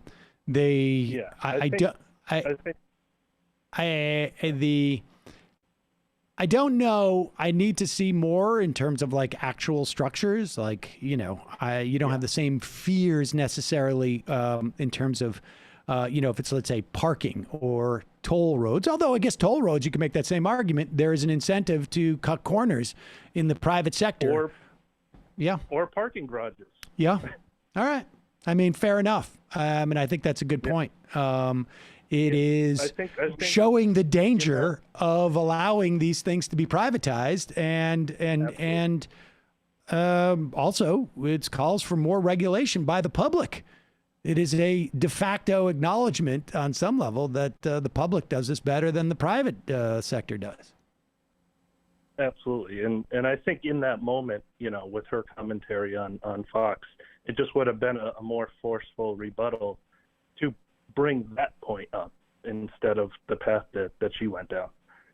Yeah, that's a good point. Appreciate the call.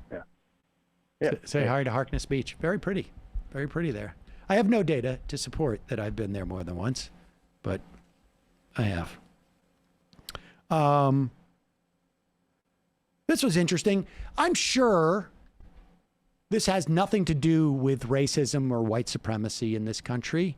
The fact that when Joe Manchin came out with a voting rights bill that purported, at least he was aware of, conceded many of the policies that Republicans wanted, to the point where you had Republicans who were like, that's something I can get behind, Joe, until, of course, Stacey Abrams came out and supported the bill. And then all of a sudden, all the Republicans said, this is the Stacey Abrams bill. That's weird. What do you think most Americans know about Stacey Abrams? What is it? What would you say that they know about Stacey Abrams? Here is Joe Manchin having to admit that no Republicans have supported his new voting rights bill after Stacey Abrams came out in support of it. Why is Tuesday, a working day, been the main voting day for the country? Something's going wrong there. If you look back on it, can't we make that a national holiday? That makes sense to me. Well, makes sense to a lot of people. Then are any of the changes that you've wanted that are now added to the voting rights bill, do you think any of this is going to get supported by any Republican out there? No, I'm just saying that, no, I've spoken to everybody I could, and all of the people on the progressive side. I've spoken to the Human Rights Committee and all of the people. We've had dialogue back and forth. I called Stacey Abrams, who I think has been out there and doing a magnificent job, trying to make sure people have an opportunity. Yep. And that was a big mistake because it associated with Stacey Abrams. And what is it about Stacey Abrams that the Republicans thought that was something that they could leverage in regards to a voting bill? Well, just look at her. She wants to make sure the Republicans never win another election again. Yeah. There's just something about her that must resonate with the Republicans. She read some romance novels, too. That's right. Kevin from Chicago. Black poverty is more concentrated geographically. Poor black people are more likely to live in close proximity to other poor black people. whereas white poverty is more spread out. I feel like that alone should account for the deadlier numbers. Absolutely. 81% of white murders and 89% of black murders were committed by persons of the same skin color. That was according to the FBI in 2018. This guy uses raw numbers and percentages as interchangeable. JC. Well, he is talking about relative to their population in society. I mean, it's absurd. Sammy Key says Andy No's new accent is impressive. Let's go to calling from a 303 area code. Who's this? Where are you calling from? Hey, this is the letter hack calling from Colorado. The letter hack. Oh my gosh. How's it going? It's great. Thanks so much for calling in and for all of the great drawings you've done over the years, animations. Well, I guess not fully animations, but they're, I don't know, drawings. I love them. Thank you.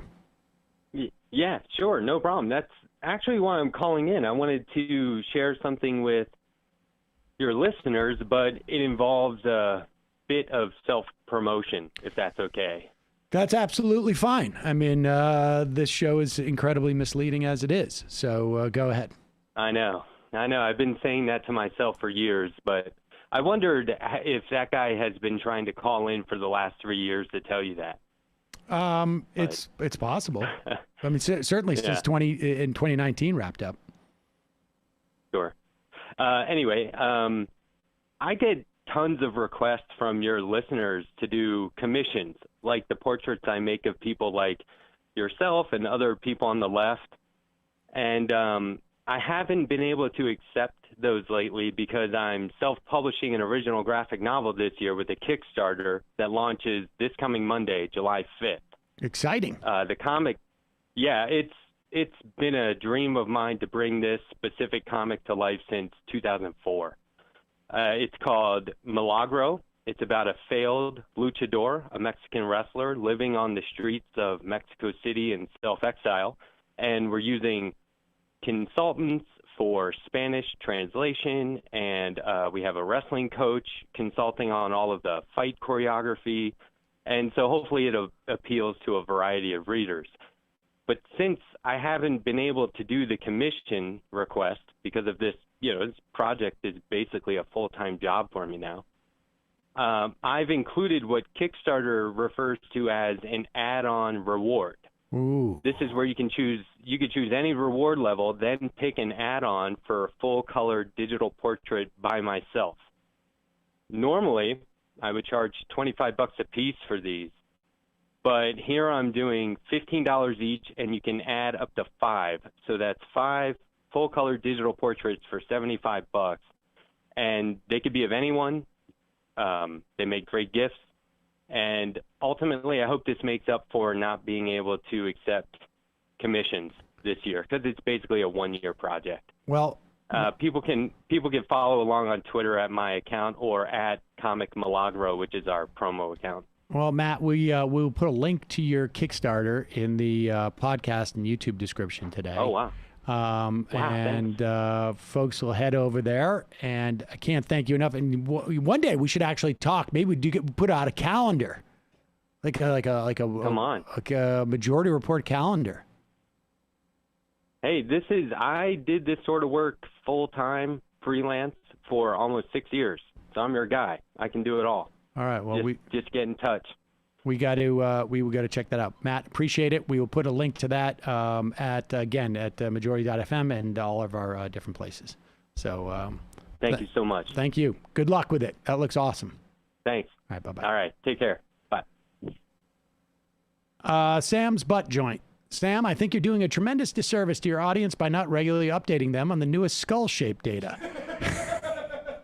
Get Andrew Sullivan on the Zoom. There is a new dragon skull that we have misled our audience by not covering. So. We have not covered the new skull size. Bust out those calipers and let's keep these people informed. Also, we haven't done our regular hysterical women update. So. Oh, that's true. Gosh, we are so far behind. Let's. I'll tell you what. Let's make up to this guy. there's a lot of stuff also that I'm sure our listeners in India are concerned about. But what's going on with the football, our football, professional football players? This is pretty upsetting. Football is supposed to be super cis and super rough and tumble. And this is the way that many of us in the United States, we begin to, show our bona fides to the women in our lives through football, through our watching of the football, through our cheering on of our football teams. It's a way that we show our virility to the sex that came from our rib. And here is Ben Shapiro, pretty upset about what's going on with the NFL. And it does come down to things like what you see in your daily life pissing you off. Right? It does come down to things like the NFL, for example, putting out full-scale commercials saying football is gay.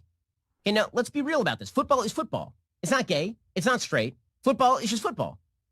The hell does the NFL have to say about sexual politics? When you turn on a game, typically it's because you wish to watch people play football, not because you wish to watch the NFL socially message about any particular social issue, whether you're talking about hands up, don't shoot, which was a lie, or whether you're talking about homosexuality in politics. What about patriotism? And yet this is what the NFL is pushing because they feel the cultural momentum from the left. What they don't understand is sooner or later there's going to be a backlash, and it's going to be quite ugly against a lot of the same institutions that have been renormalized on behalf of radicals. Most Americans have been apathetic about these sorts of issues. The harder the left pushes, the more the backlash is going to be. The greater the backlash is, the more polarized the country becomes. There is no apathetic middle anymore. You will not be allowed to be apathetic. You will not be allowed to say things like, I don't care what the NFL sexual politics is, I just want to watch football. That in and of itself will be evidence of your discriminatory nature. Here's the NFL ad. Pause it for one second. I just want to stop right here for a second because there's a lot that he likes to talk very quickly. The idea that most people have been apathetic about gay people in this country, it may be true in the past 2 years or 16 minutes or whatever it is, but it was 15 years ago where the Republican president got on national television and talked about passing an amendment to the Constitution to prevent gay people from marrying.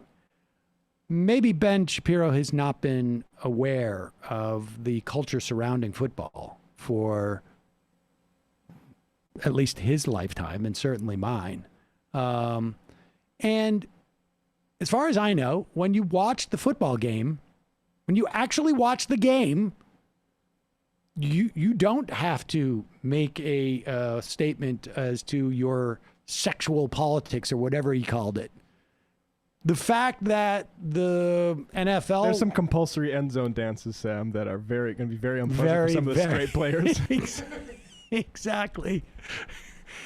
When the lawsuit is brought and you need to have more gay sex football end zone dances, then that's when the backlash is going to be coming.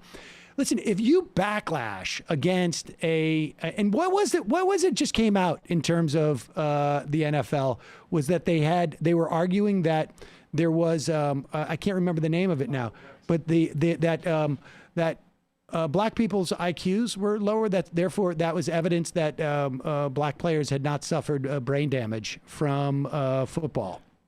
That was just coming out. Now I'm sure race norming. I'm sure Shapiro did a long-winded diatribe against that NFL practice because that's actual, white supremacy politics that has had a material impact on black people who've played football.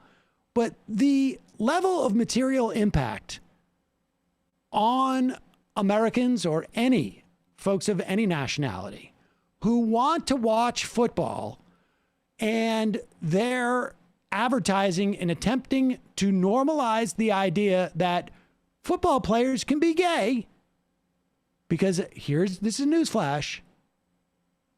This is literally the first NFL player that we publicly acknowledge is playing and is gay.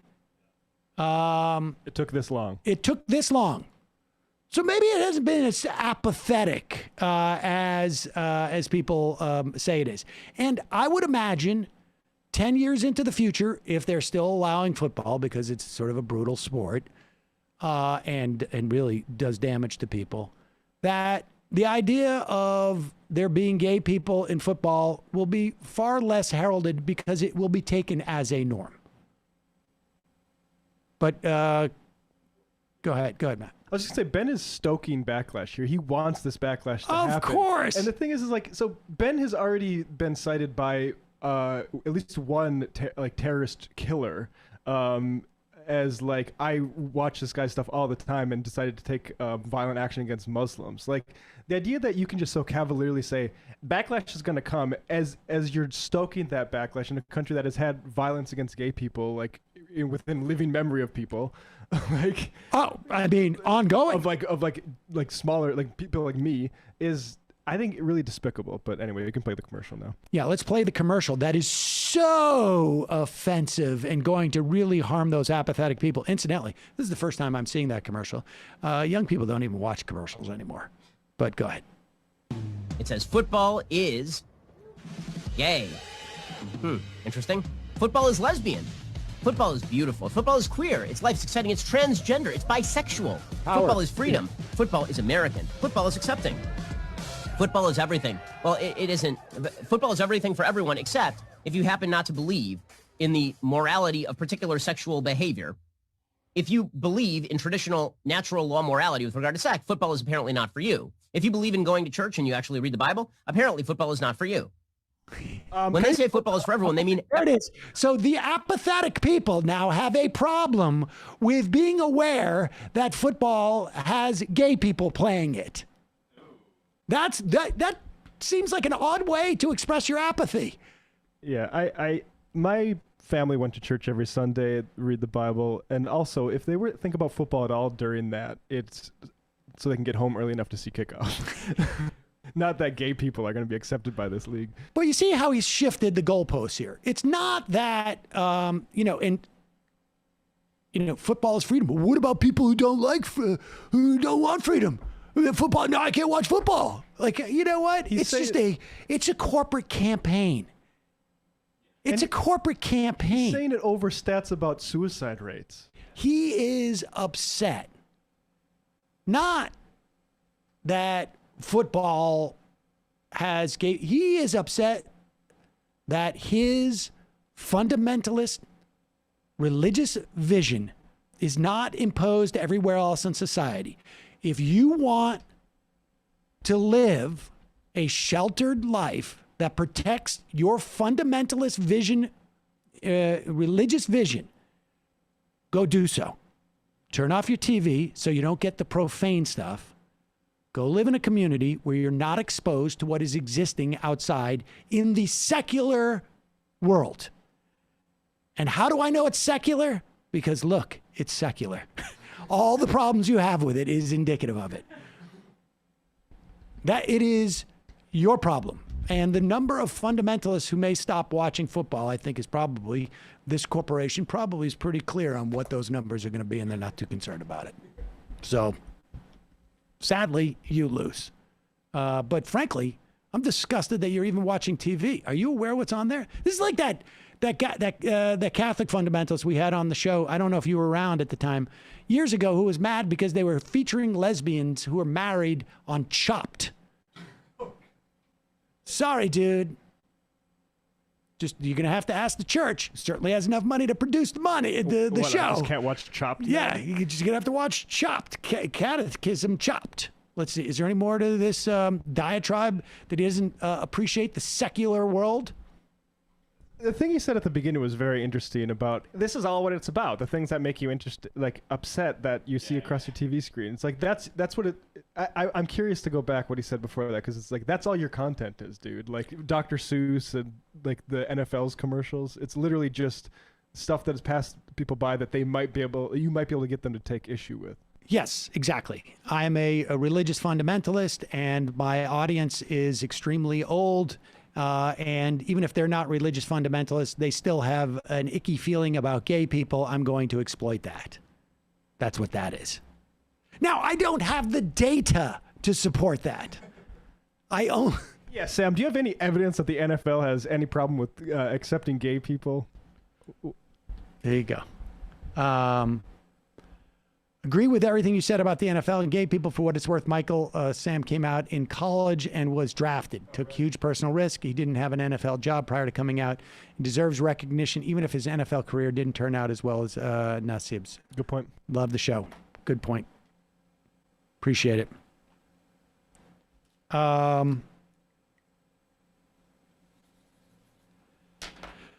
Here's Kevin McCarthy.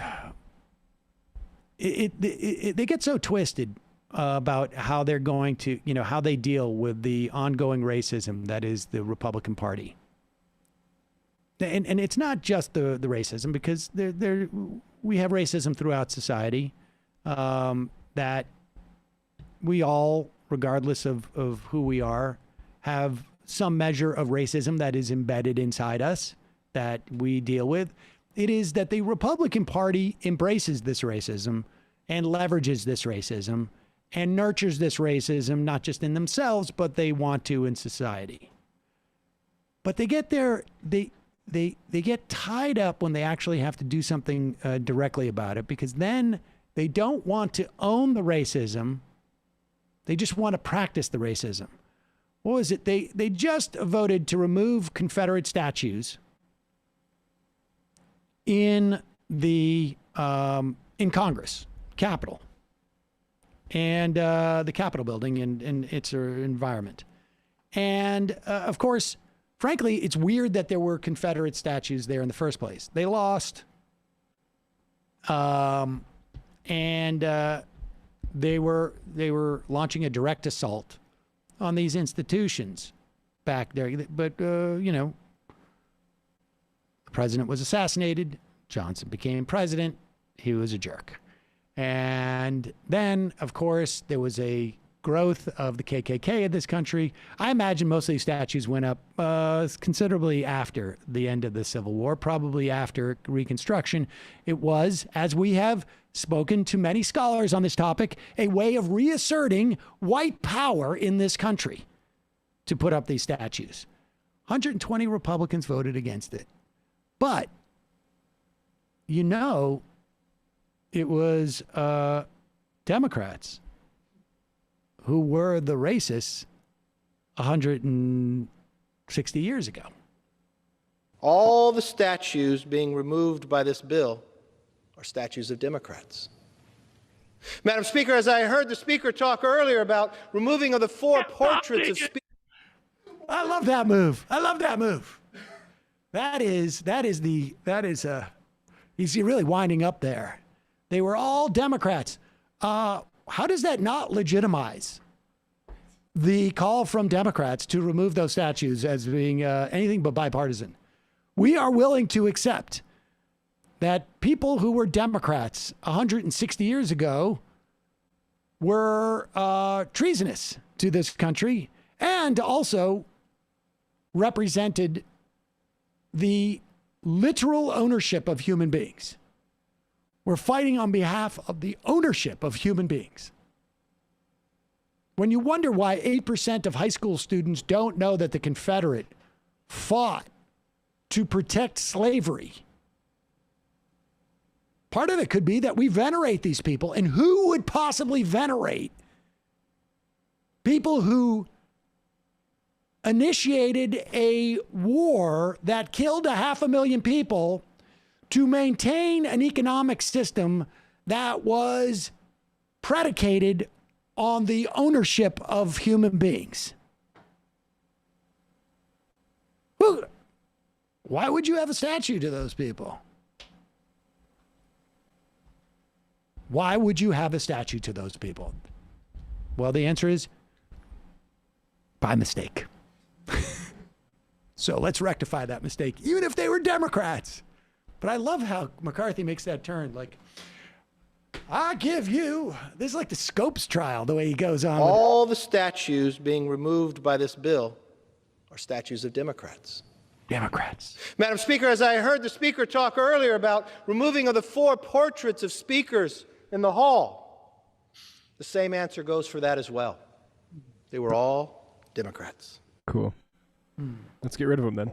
You should have no problem with us getting rid of them. I used to do a parody bit about politicians, and that was the soaring. You would say that. That's the way that you do that soaring. I looked upon these things, and the whole list of people were Democrats. And yet I look across the aisle there, and I see Democrats. And therefore, we should continue to have statues of people to celebrate their waging a war to enslave other people. Yeah, it'd be one thing if they're like, we're going to make you keep those up because they show the actual depravity of the Democrats, and we want to keep that alive. Right. But no, they don't. They're complaining that you're willing to even take down statues of Democrats. You're so concerned about the whole slavery insurrection thing. God, you guys are fixated on this.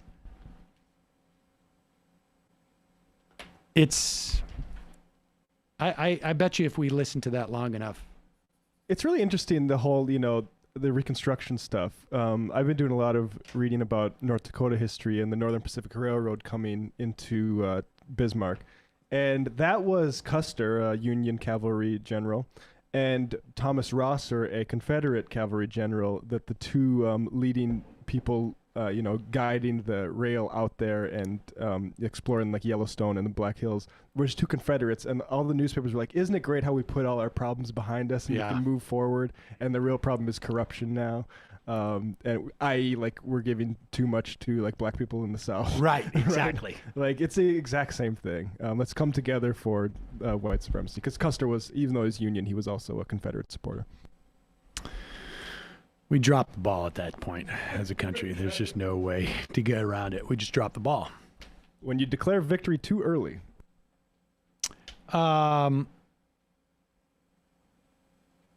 This is Meghan McCain is, it's an all hands on deck moment for Meghan McCain, ladies and gentlemen. Now, what's interesting about this is like I'm still amazed about this era that we're in, that there's not even any pretend, and I guess we could expect it, right? I mean, the Republican platform literally consisted of no policy points. It was just, we support Donald Trump. And to the extent that Donald Trump has any sort of famous policy points, it is, it's a damn shame of what's happening with black athletes kneeling. And then it's a damn shame with the black entertainers doing X, Y, or Z. Or it's a damn shame with black people doing this or that. Or we should slam heads of these Black Lives Matter protesters. That was the policy thing. And so you see a lot of that. Here's Meghan McCain, apparently not aware that, just feeling that athletes shouldn't protest. I think in regards to the athlete protesting, I've spent the last year and a half hearing every argument possible and understanding why athletes protest in the United States of America, like Colin Kaepernick. The problem I have is this woman is doing this internationally, and if anyone just saw Vladimir Putin's recent speech when he met with President Biden, he's using the propaganda that America is an irredeemable crap hole against us, saying, you think your country's so great over there? Look at BLM. Look at everything that's happening in your country. You don't even treat your people correctly. At the same time where he's literally imprisoning people, and we're having our enemies and propagandic dictators using our own propaganda against us, which in turn turns into a real national security risk.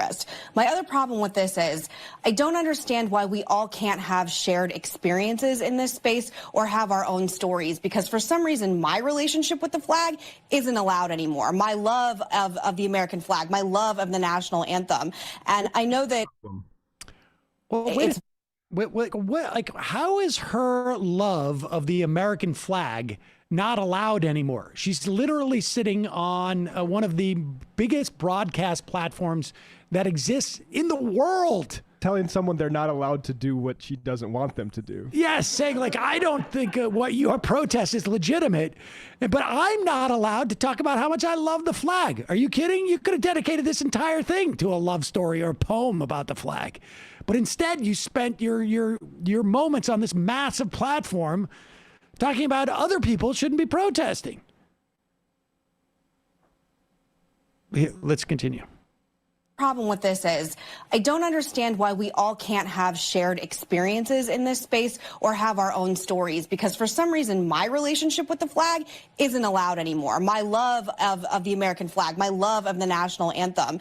And I know that it's very triggering for people, and people get very upset when I talk about my dad for whatever reason, which is why I've really stopped doing it on the show unless it's really meaningful to me. But when I was growing up, every year on Christmas, he would tell me a story about when he was in prison being tortured, and his cellmate, a man named Mike Christian, had sewn the American flag using scraps of material he found in prison into his prison garden. Every morning, they would say the Pledge of Allegiance to what was sewn into his prison garb. One day, the Vietnamese captors found that and beat the living crap out of Mike Christian to the point that his eyes and his body was so badly injured that he could barely move. And the second that he was able to move again, do you want to know the first thing Mike Christian started doing? He started re-sewing the American flag into his prison garb so his cellmates could say the Pledge of Allegiance and remember what they were doing and what they were fighting for in prison for America. So excuse me if I don't think some of these athletes are representing America in the same way. And for some of us,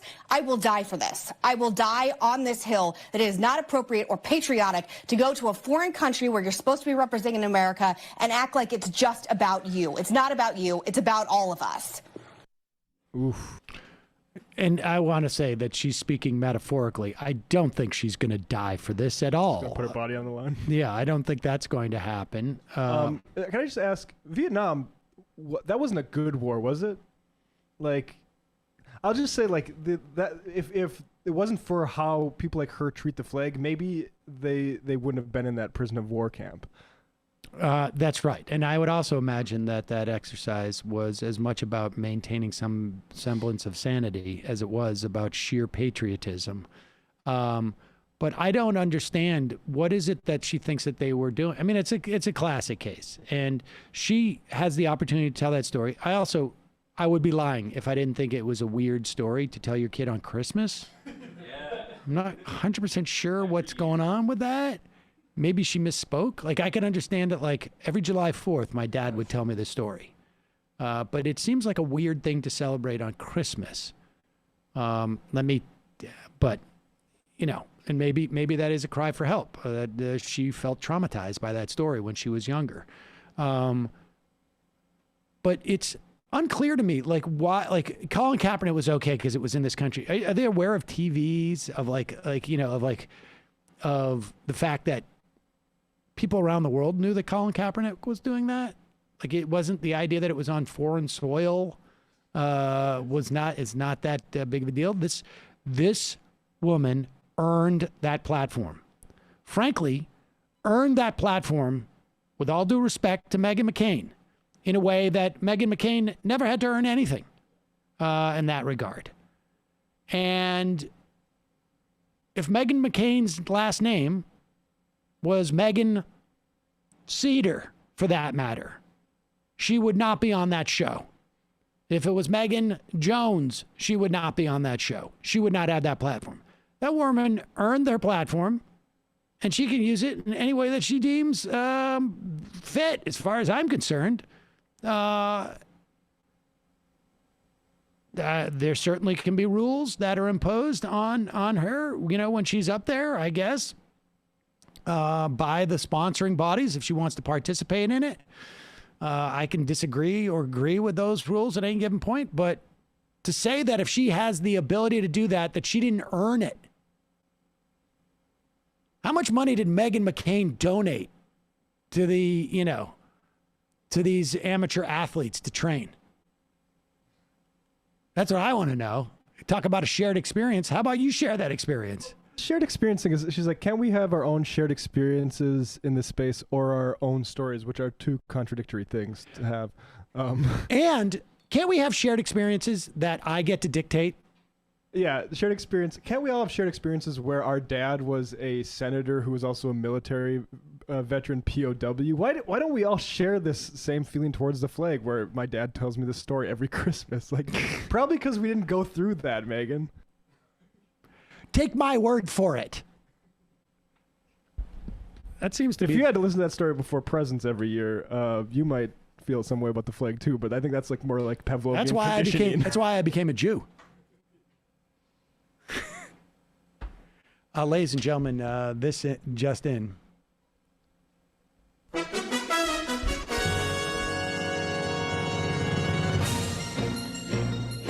It wasn't just Tucker Carlson that the NSA has been spying on to take him off the air. Apparently, they've been doing that with Seb Gorka. I know a lot of you are surprised to hear that Very Seb Gorka high on the priority list. still on the air. But here is Seb Gorka filling you in on the spying that's been going on Seb Gorka. I got to know a couple of great patriots. One was a very senior former CIA official who'd been a station chief and worked Notoriously trustworthy people. Right, particularly the former ones. in the Middle East after September the 11th, and another one was a former member of the armed forces with a special forces and intelligence background.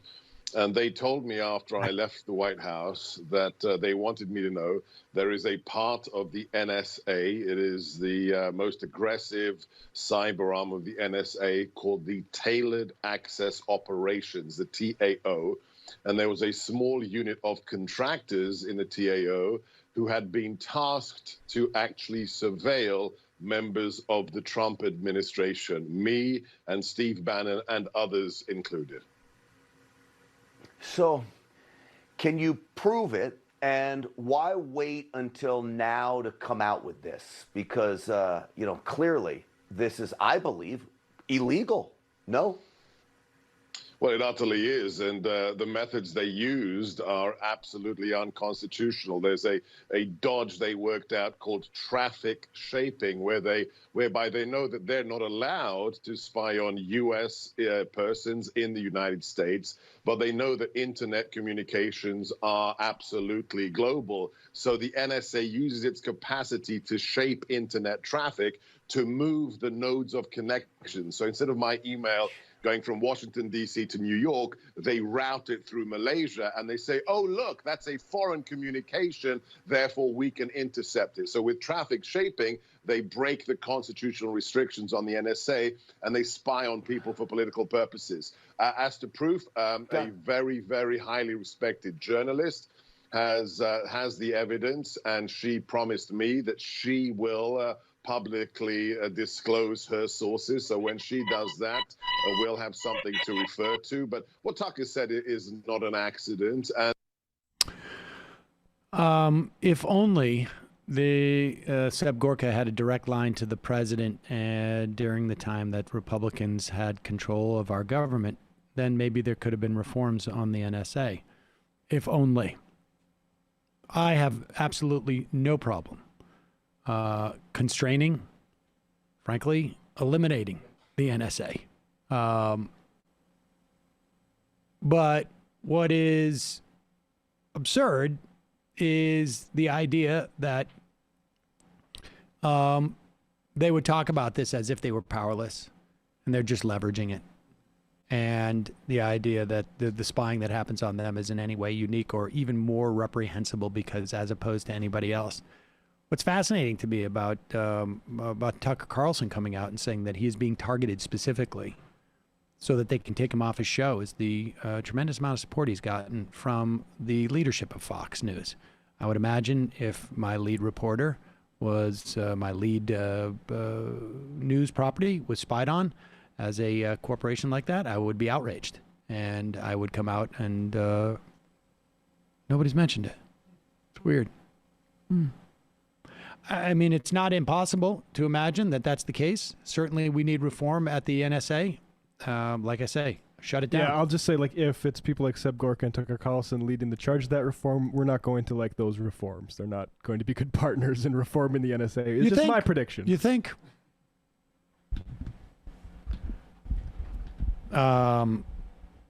I would love to go back and look at what Tucker Carlson was saying when people were talking about complaining about the NSA in the aughts. But meanwhile, what do you do when people are starting to go like, hey, oh, this is just absurd. Here's Jen Psaki explaining why the U.S. carried out airstrikes in Syria and Iraq. It is because, of course, everyone knows this, they are so effective. As a matter of domestic law, the president took this action, the airstrikes that were announced yesterday by the Department of Defense, pursuant to Article 2 authority to defend U.S. personnel. The targeted strikes were directed at facilities used by Iran-backed militias involved in these ongoing attacks for purposes including weapons storage, command, logistics, and unmanned aerial vehicle operations. So Article 2, the self-defense, the defense of the United States and our interests is our domestic justification for these strikes announced yesterday. The president's view is that it was necessary, appropriate, and deliberate action, these strikes designed to limit the risk of escalation. We will take, and he believes we should and will take necessary and appropriate measures to defend U.S. personnel, partners, and allies in the region. Certainly, I would say, just kind of in relation to this question over here, we continue to believe that and have never held back from noting that Iran is a bad actor in the region. And they have taken part in and supported and participated in extremely problematic behavior in our view. At the same time, we feel that we're moving forward and seeking the opportunity to move forward on negotiations to prevent Iran from acquiring a nuclear weapon is in our national interest, and that's how we will evaluate. But it was not linked to a visit by the president of Israel, nor was it linked to any elections in Iran either. I mean, first off, none of this is legal. I mean, he has some domestic justification, but international law, we've sort of bypassed that whole thing now. And the idea that Congress is authorized is absurd. The idea that we put our forces in front of a bus and then say, well, the bus was coming right for us. We have the right to come in and do that. It's also absurd. What's also absurd is this is just all about, it seems to me, some type of kabuki with trying to reinstate this the Iran deal, perhaps the single most unambiguous, I think, at least foreign policy success by the Obama administration, reversed by the Trump administration. Very difficult, obviously, to get back in. It's just an example because there's domestic politics in Iran as well. And the United States has to placate those neocons who are still jonesing for a war with Iran. And so this is the sad state of affairs here. But does it even feel like anybody in the country cares? Yeah, that's why the Iran deal thing, like, we should be making the first, second, and third step towards getting back into that. And without a doubt. I honestly think the political, like, in terms of, like, the voting population would appreciate that, but, like, I'm just curious who is still super against it and why they weren't able to get a war with when Trump was in office. Let's go to the phones. Calling for 646 area code. Who's this? Where are you calling from? Hi, Sam. Can you hear me? I can. Who's this? Hi, this is Joanna from Jackson Heights, Queens. How are you? Joanna, I'm well. What's on your mind? So, first of all, the Crowder thing made my month. It was fucking awesome. Well, I would be lying if I didn't say I enjoyed it as well. It was just so good. And it reminded me when I went to one of your live shows back in, 2017. And I got to talk to Michael, and I made him laugh because I told him that I was a teacher in Brazil, and I just came back to the States. And I told him that your show taught me a new word, which is crazy because I'm an English teacher. And he asked, what was the new word? And I said, the new word you guys taught me was cuck. I've never heard. He laughed, the laugh that he had, right? Yeah. Told him he has to then do my favorite impression because that makes me laugh all the time. And he thought I was going to say right-wing Mandela, but my favorite impression is when he did it of you. Yeah, that was one of my favorites too. Social Security, and I don't know why, but that used to make me laugh. And I'm not a Jew, so I'm not going to say what you used to say in your words, but it was hilarious. But the other thing I want to talk about really quickly, and then I'll jump off. So I'm Latina. I used to work for the local Jackson Heights Latina organization here with my city council, and I stopped because of COVID. Okay, But, will you just back off your phone just a little bit because it's breaking up a little bit? Just back off it a little bit. Can you hear me now? Yeah, that's good. Okay, sorry about that. So I'm really concerned because I've been noticing that in my community, there's some kind of show on Facebook that's really right wing and really propagandist. And I did a little searching, and this show is backed by that guy that used to be scared of the frogs being gay. What's his name? Alex something? Alex Jones, yeah. So he has a show on Facebook that somehow gets to, like... What is the show? What is the show called? It's called La Noticias de Ahora, like the right now news in English. Oh. And It's a Spanish-speaking show. Wow, interesting. yeah, he's got some white Mexican there talking bullshit, which drives me nuts. And I got on there and I got on there and I called in, and they just hung up on me because I started like pushing back. I don't know if there's any way, but I will volunteer my time if somehow we can do some kind of show like yours, or maybe a condensed version in all Spanish, and I will volunteer my time. Because my community is being bombarded by this bullshit, and it pisses me off. Send an email at majorityreporters@gmail.com. And we're not in a position to do this, but we'll see in the future. But certainly I'll talk to some people about that Alex Jones thing. I had not heard that. What is the name of it again? Send it over because it was really. What's the name of it again? Noticias Ahora, so it's like right now news. Noticias But I Ahora, okay. changed it, the little bastard. So I'm going to search for it. But thank you. All right, thanks. Appreciate the call. Interesting. I know some people in that space. Maybe. I mean, I'm woefully ignorant about a lot of shows that are out there, to be honest with you.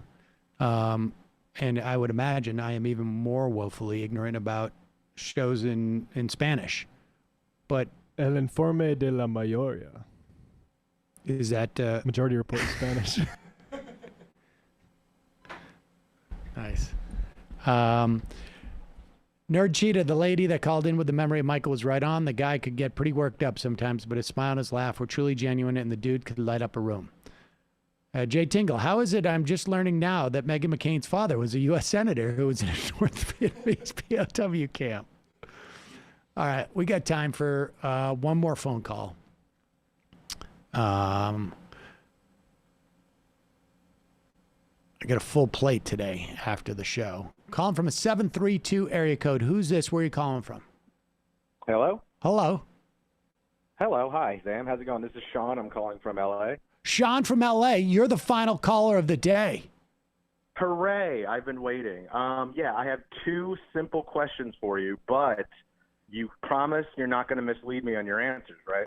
No. I think it's Okay. been established that I will mislead people on my answers. Well, did you see okay, what I so did to maybe Steven you Crowder? I showed up. I wasn't even invited. Well, that's the point. Yeah. That's the point, Sam. So here's the question. Well, there's two. So I was watching, I'm 35, so I was watching some old commercials on YouTube from the 90s because, you know, nostalgia. And I saw an ad for... Were you the one who... Did you send me this on Twitter? No, I'm not on Twitter. I don't know I don't use Twitter. Oh, somebody sent me a video, a YouTube of ads from the 90s, and I think I know what you're about to say. What did you see? That you were in something called The Show? Correct. And you were like the token white guy on the show? That's correct. Yep. Now, here's the question. Crowder said you were a failed comedian, so That's how true. does that work? Well, I mean, to be fair to Crowder, I didn't stay in that industry.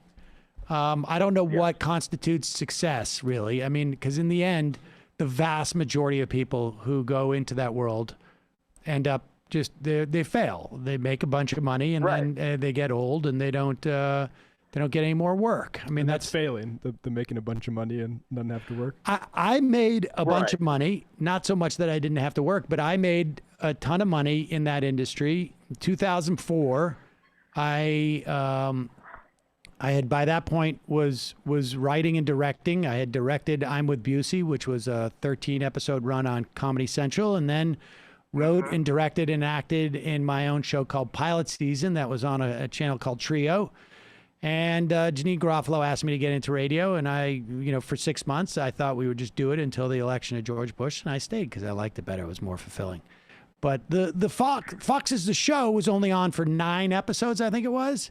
But for those first 2, they really thought we were going to be huge. Yeah, well, that was popular at the time. Shows, a lot of shows like that, they got canceled real quick. But this show was pretty unique. It was written by the guy who was the executive producer of Martin, and there was a couple of guys who were working on Martin, and the person in the pilot. Now I don't know what that episode you saw the ad for, but the guy in the pilot, Fox was not sure if they wanted to hire me and this other guy who were the 2 white people on the show. And I played the head writer of this fake black variety show called the I can't remember, but it was played by the actor Maestro Clark.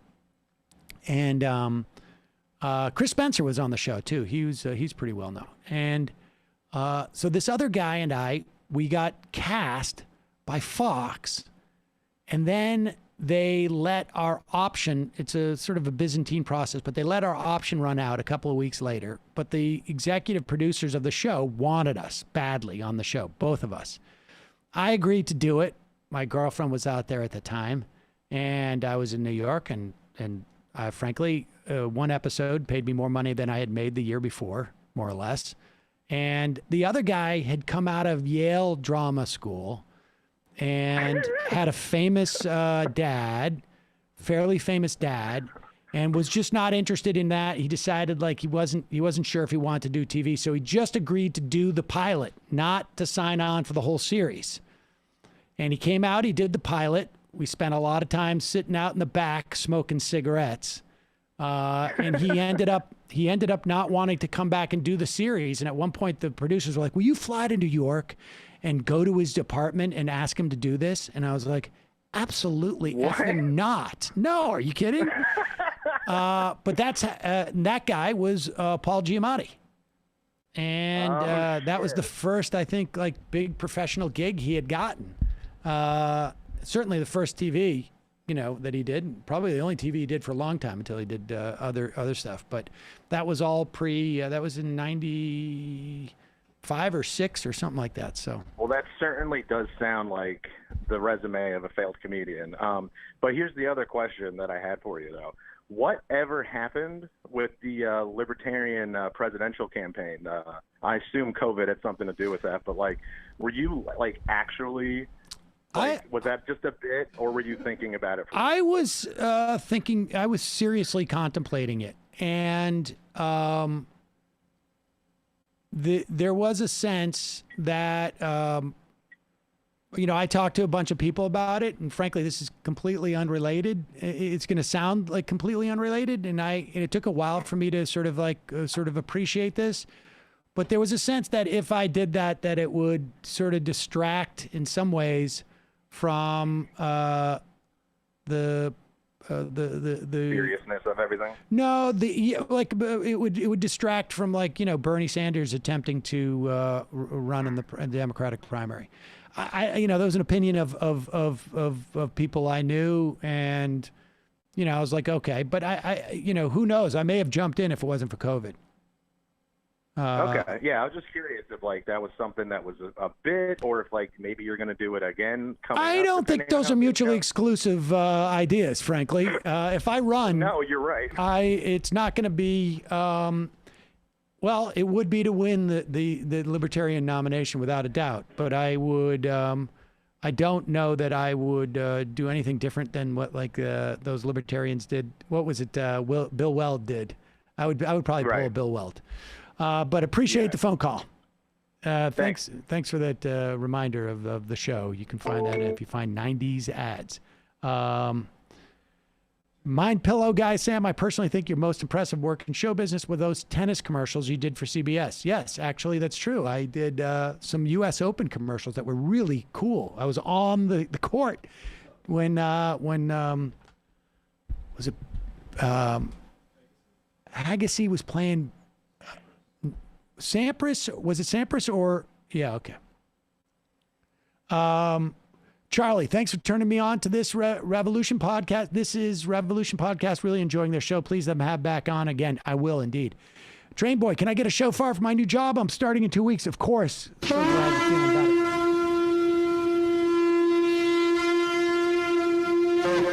Aaron is not cool. Sam, she's right. We need an MR in Spanish at some point. A lot of Latin communities are getting Fox News or its subsidiaries. Yeah, I agree.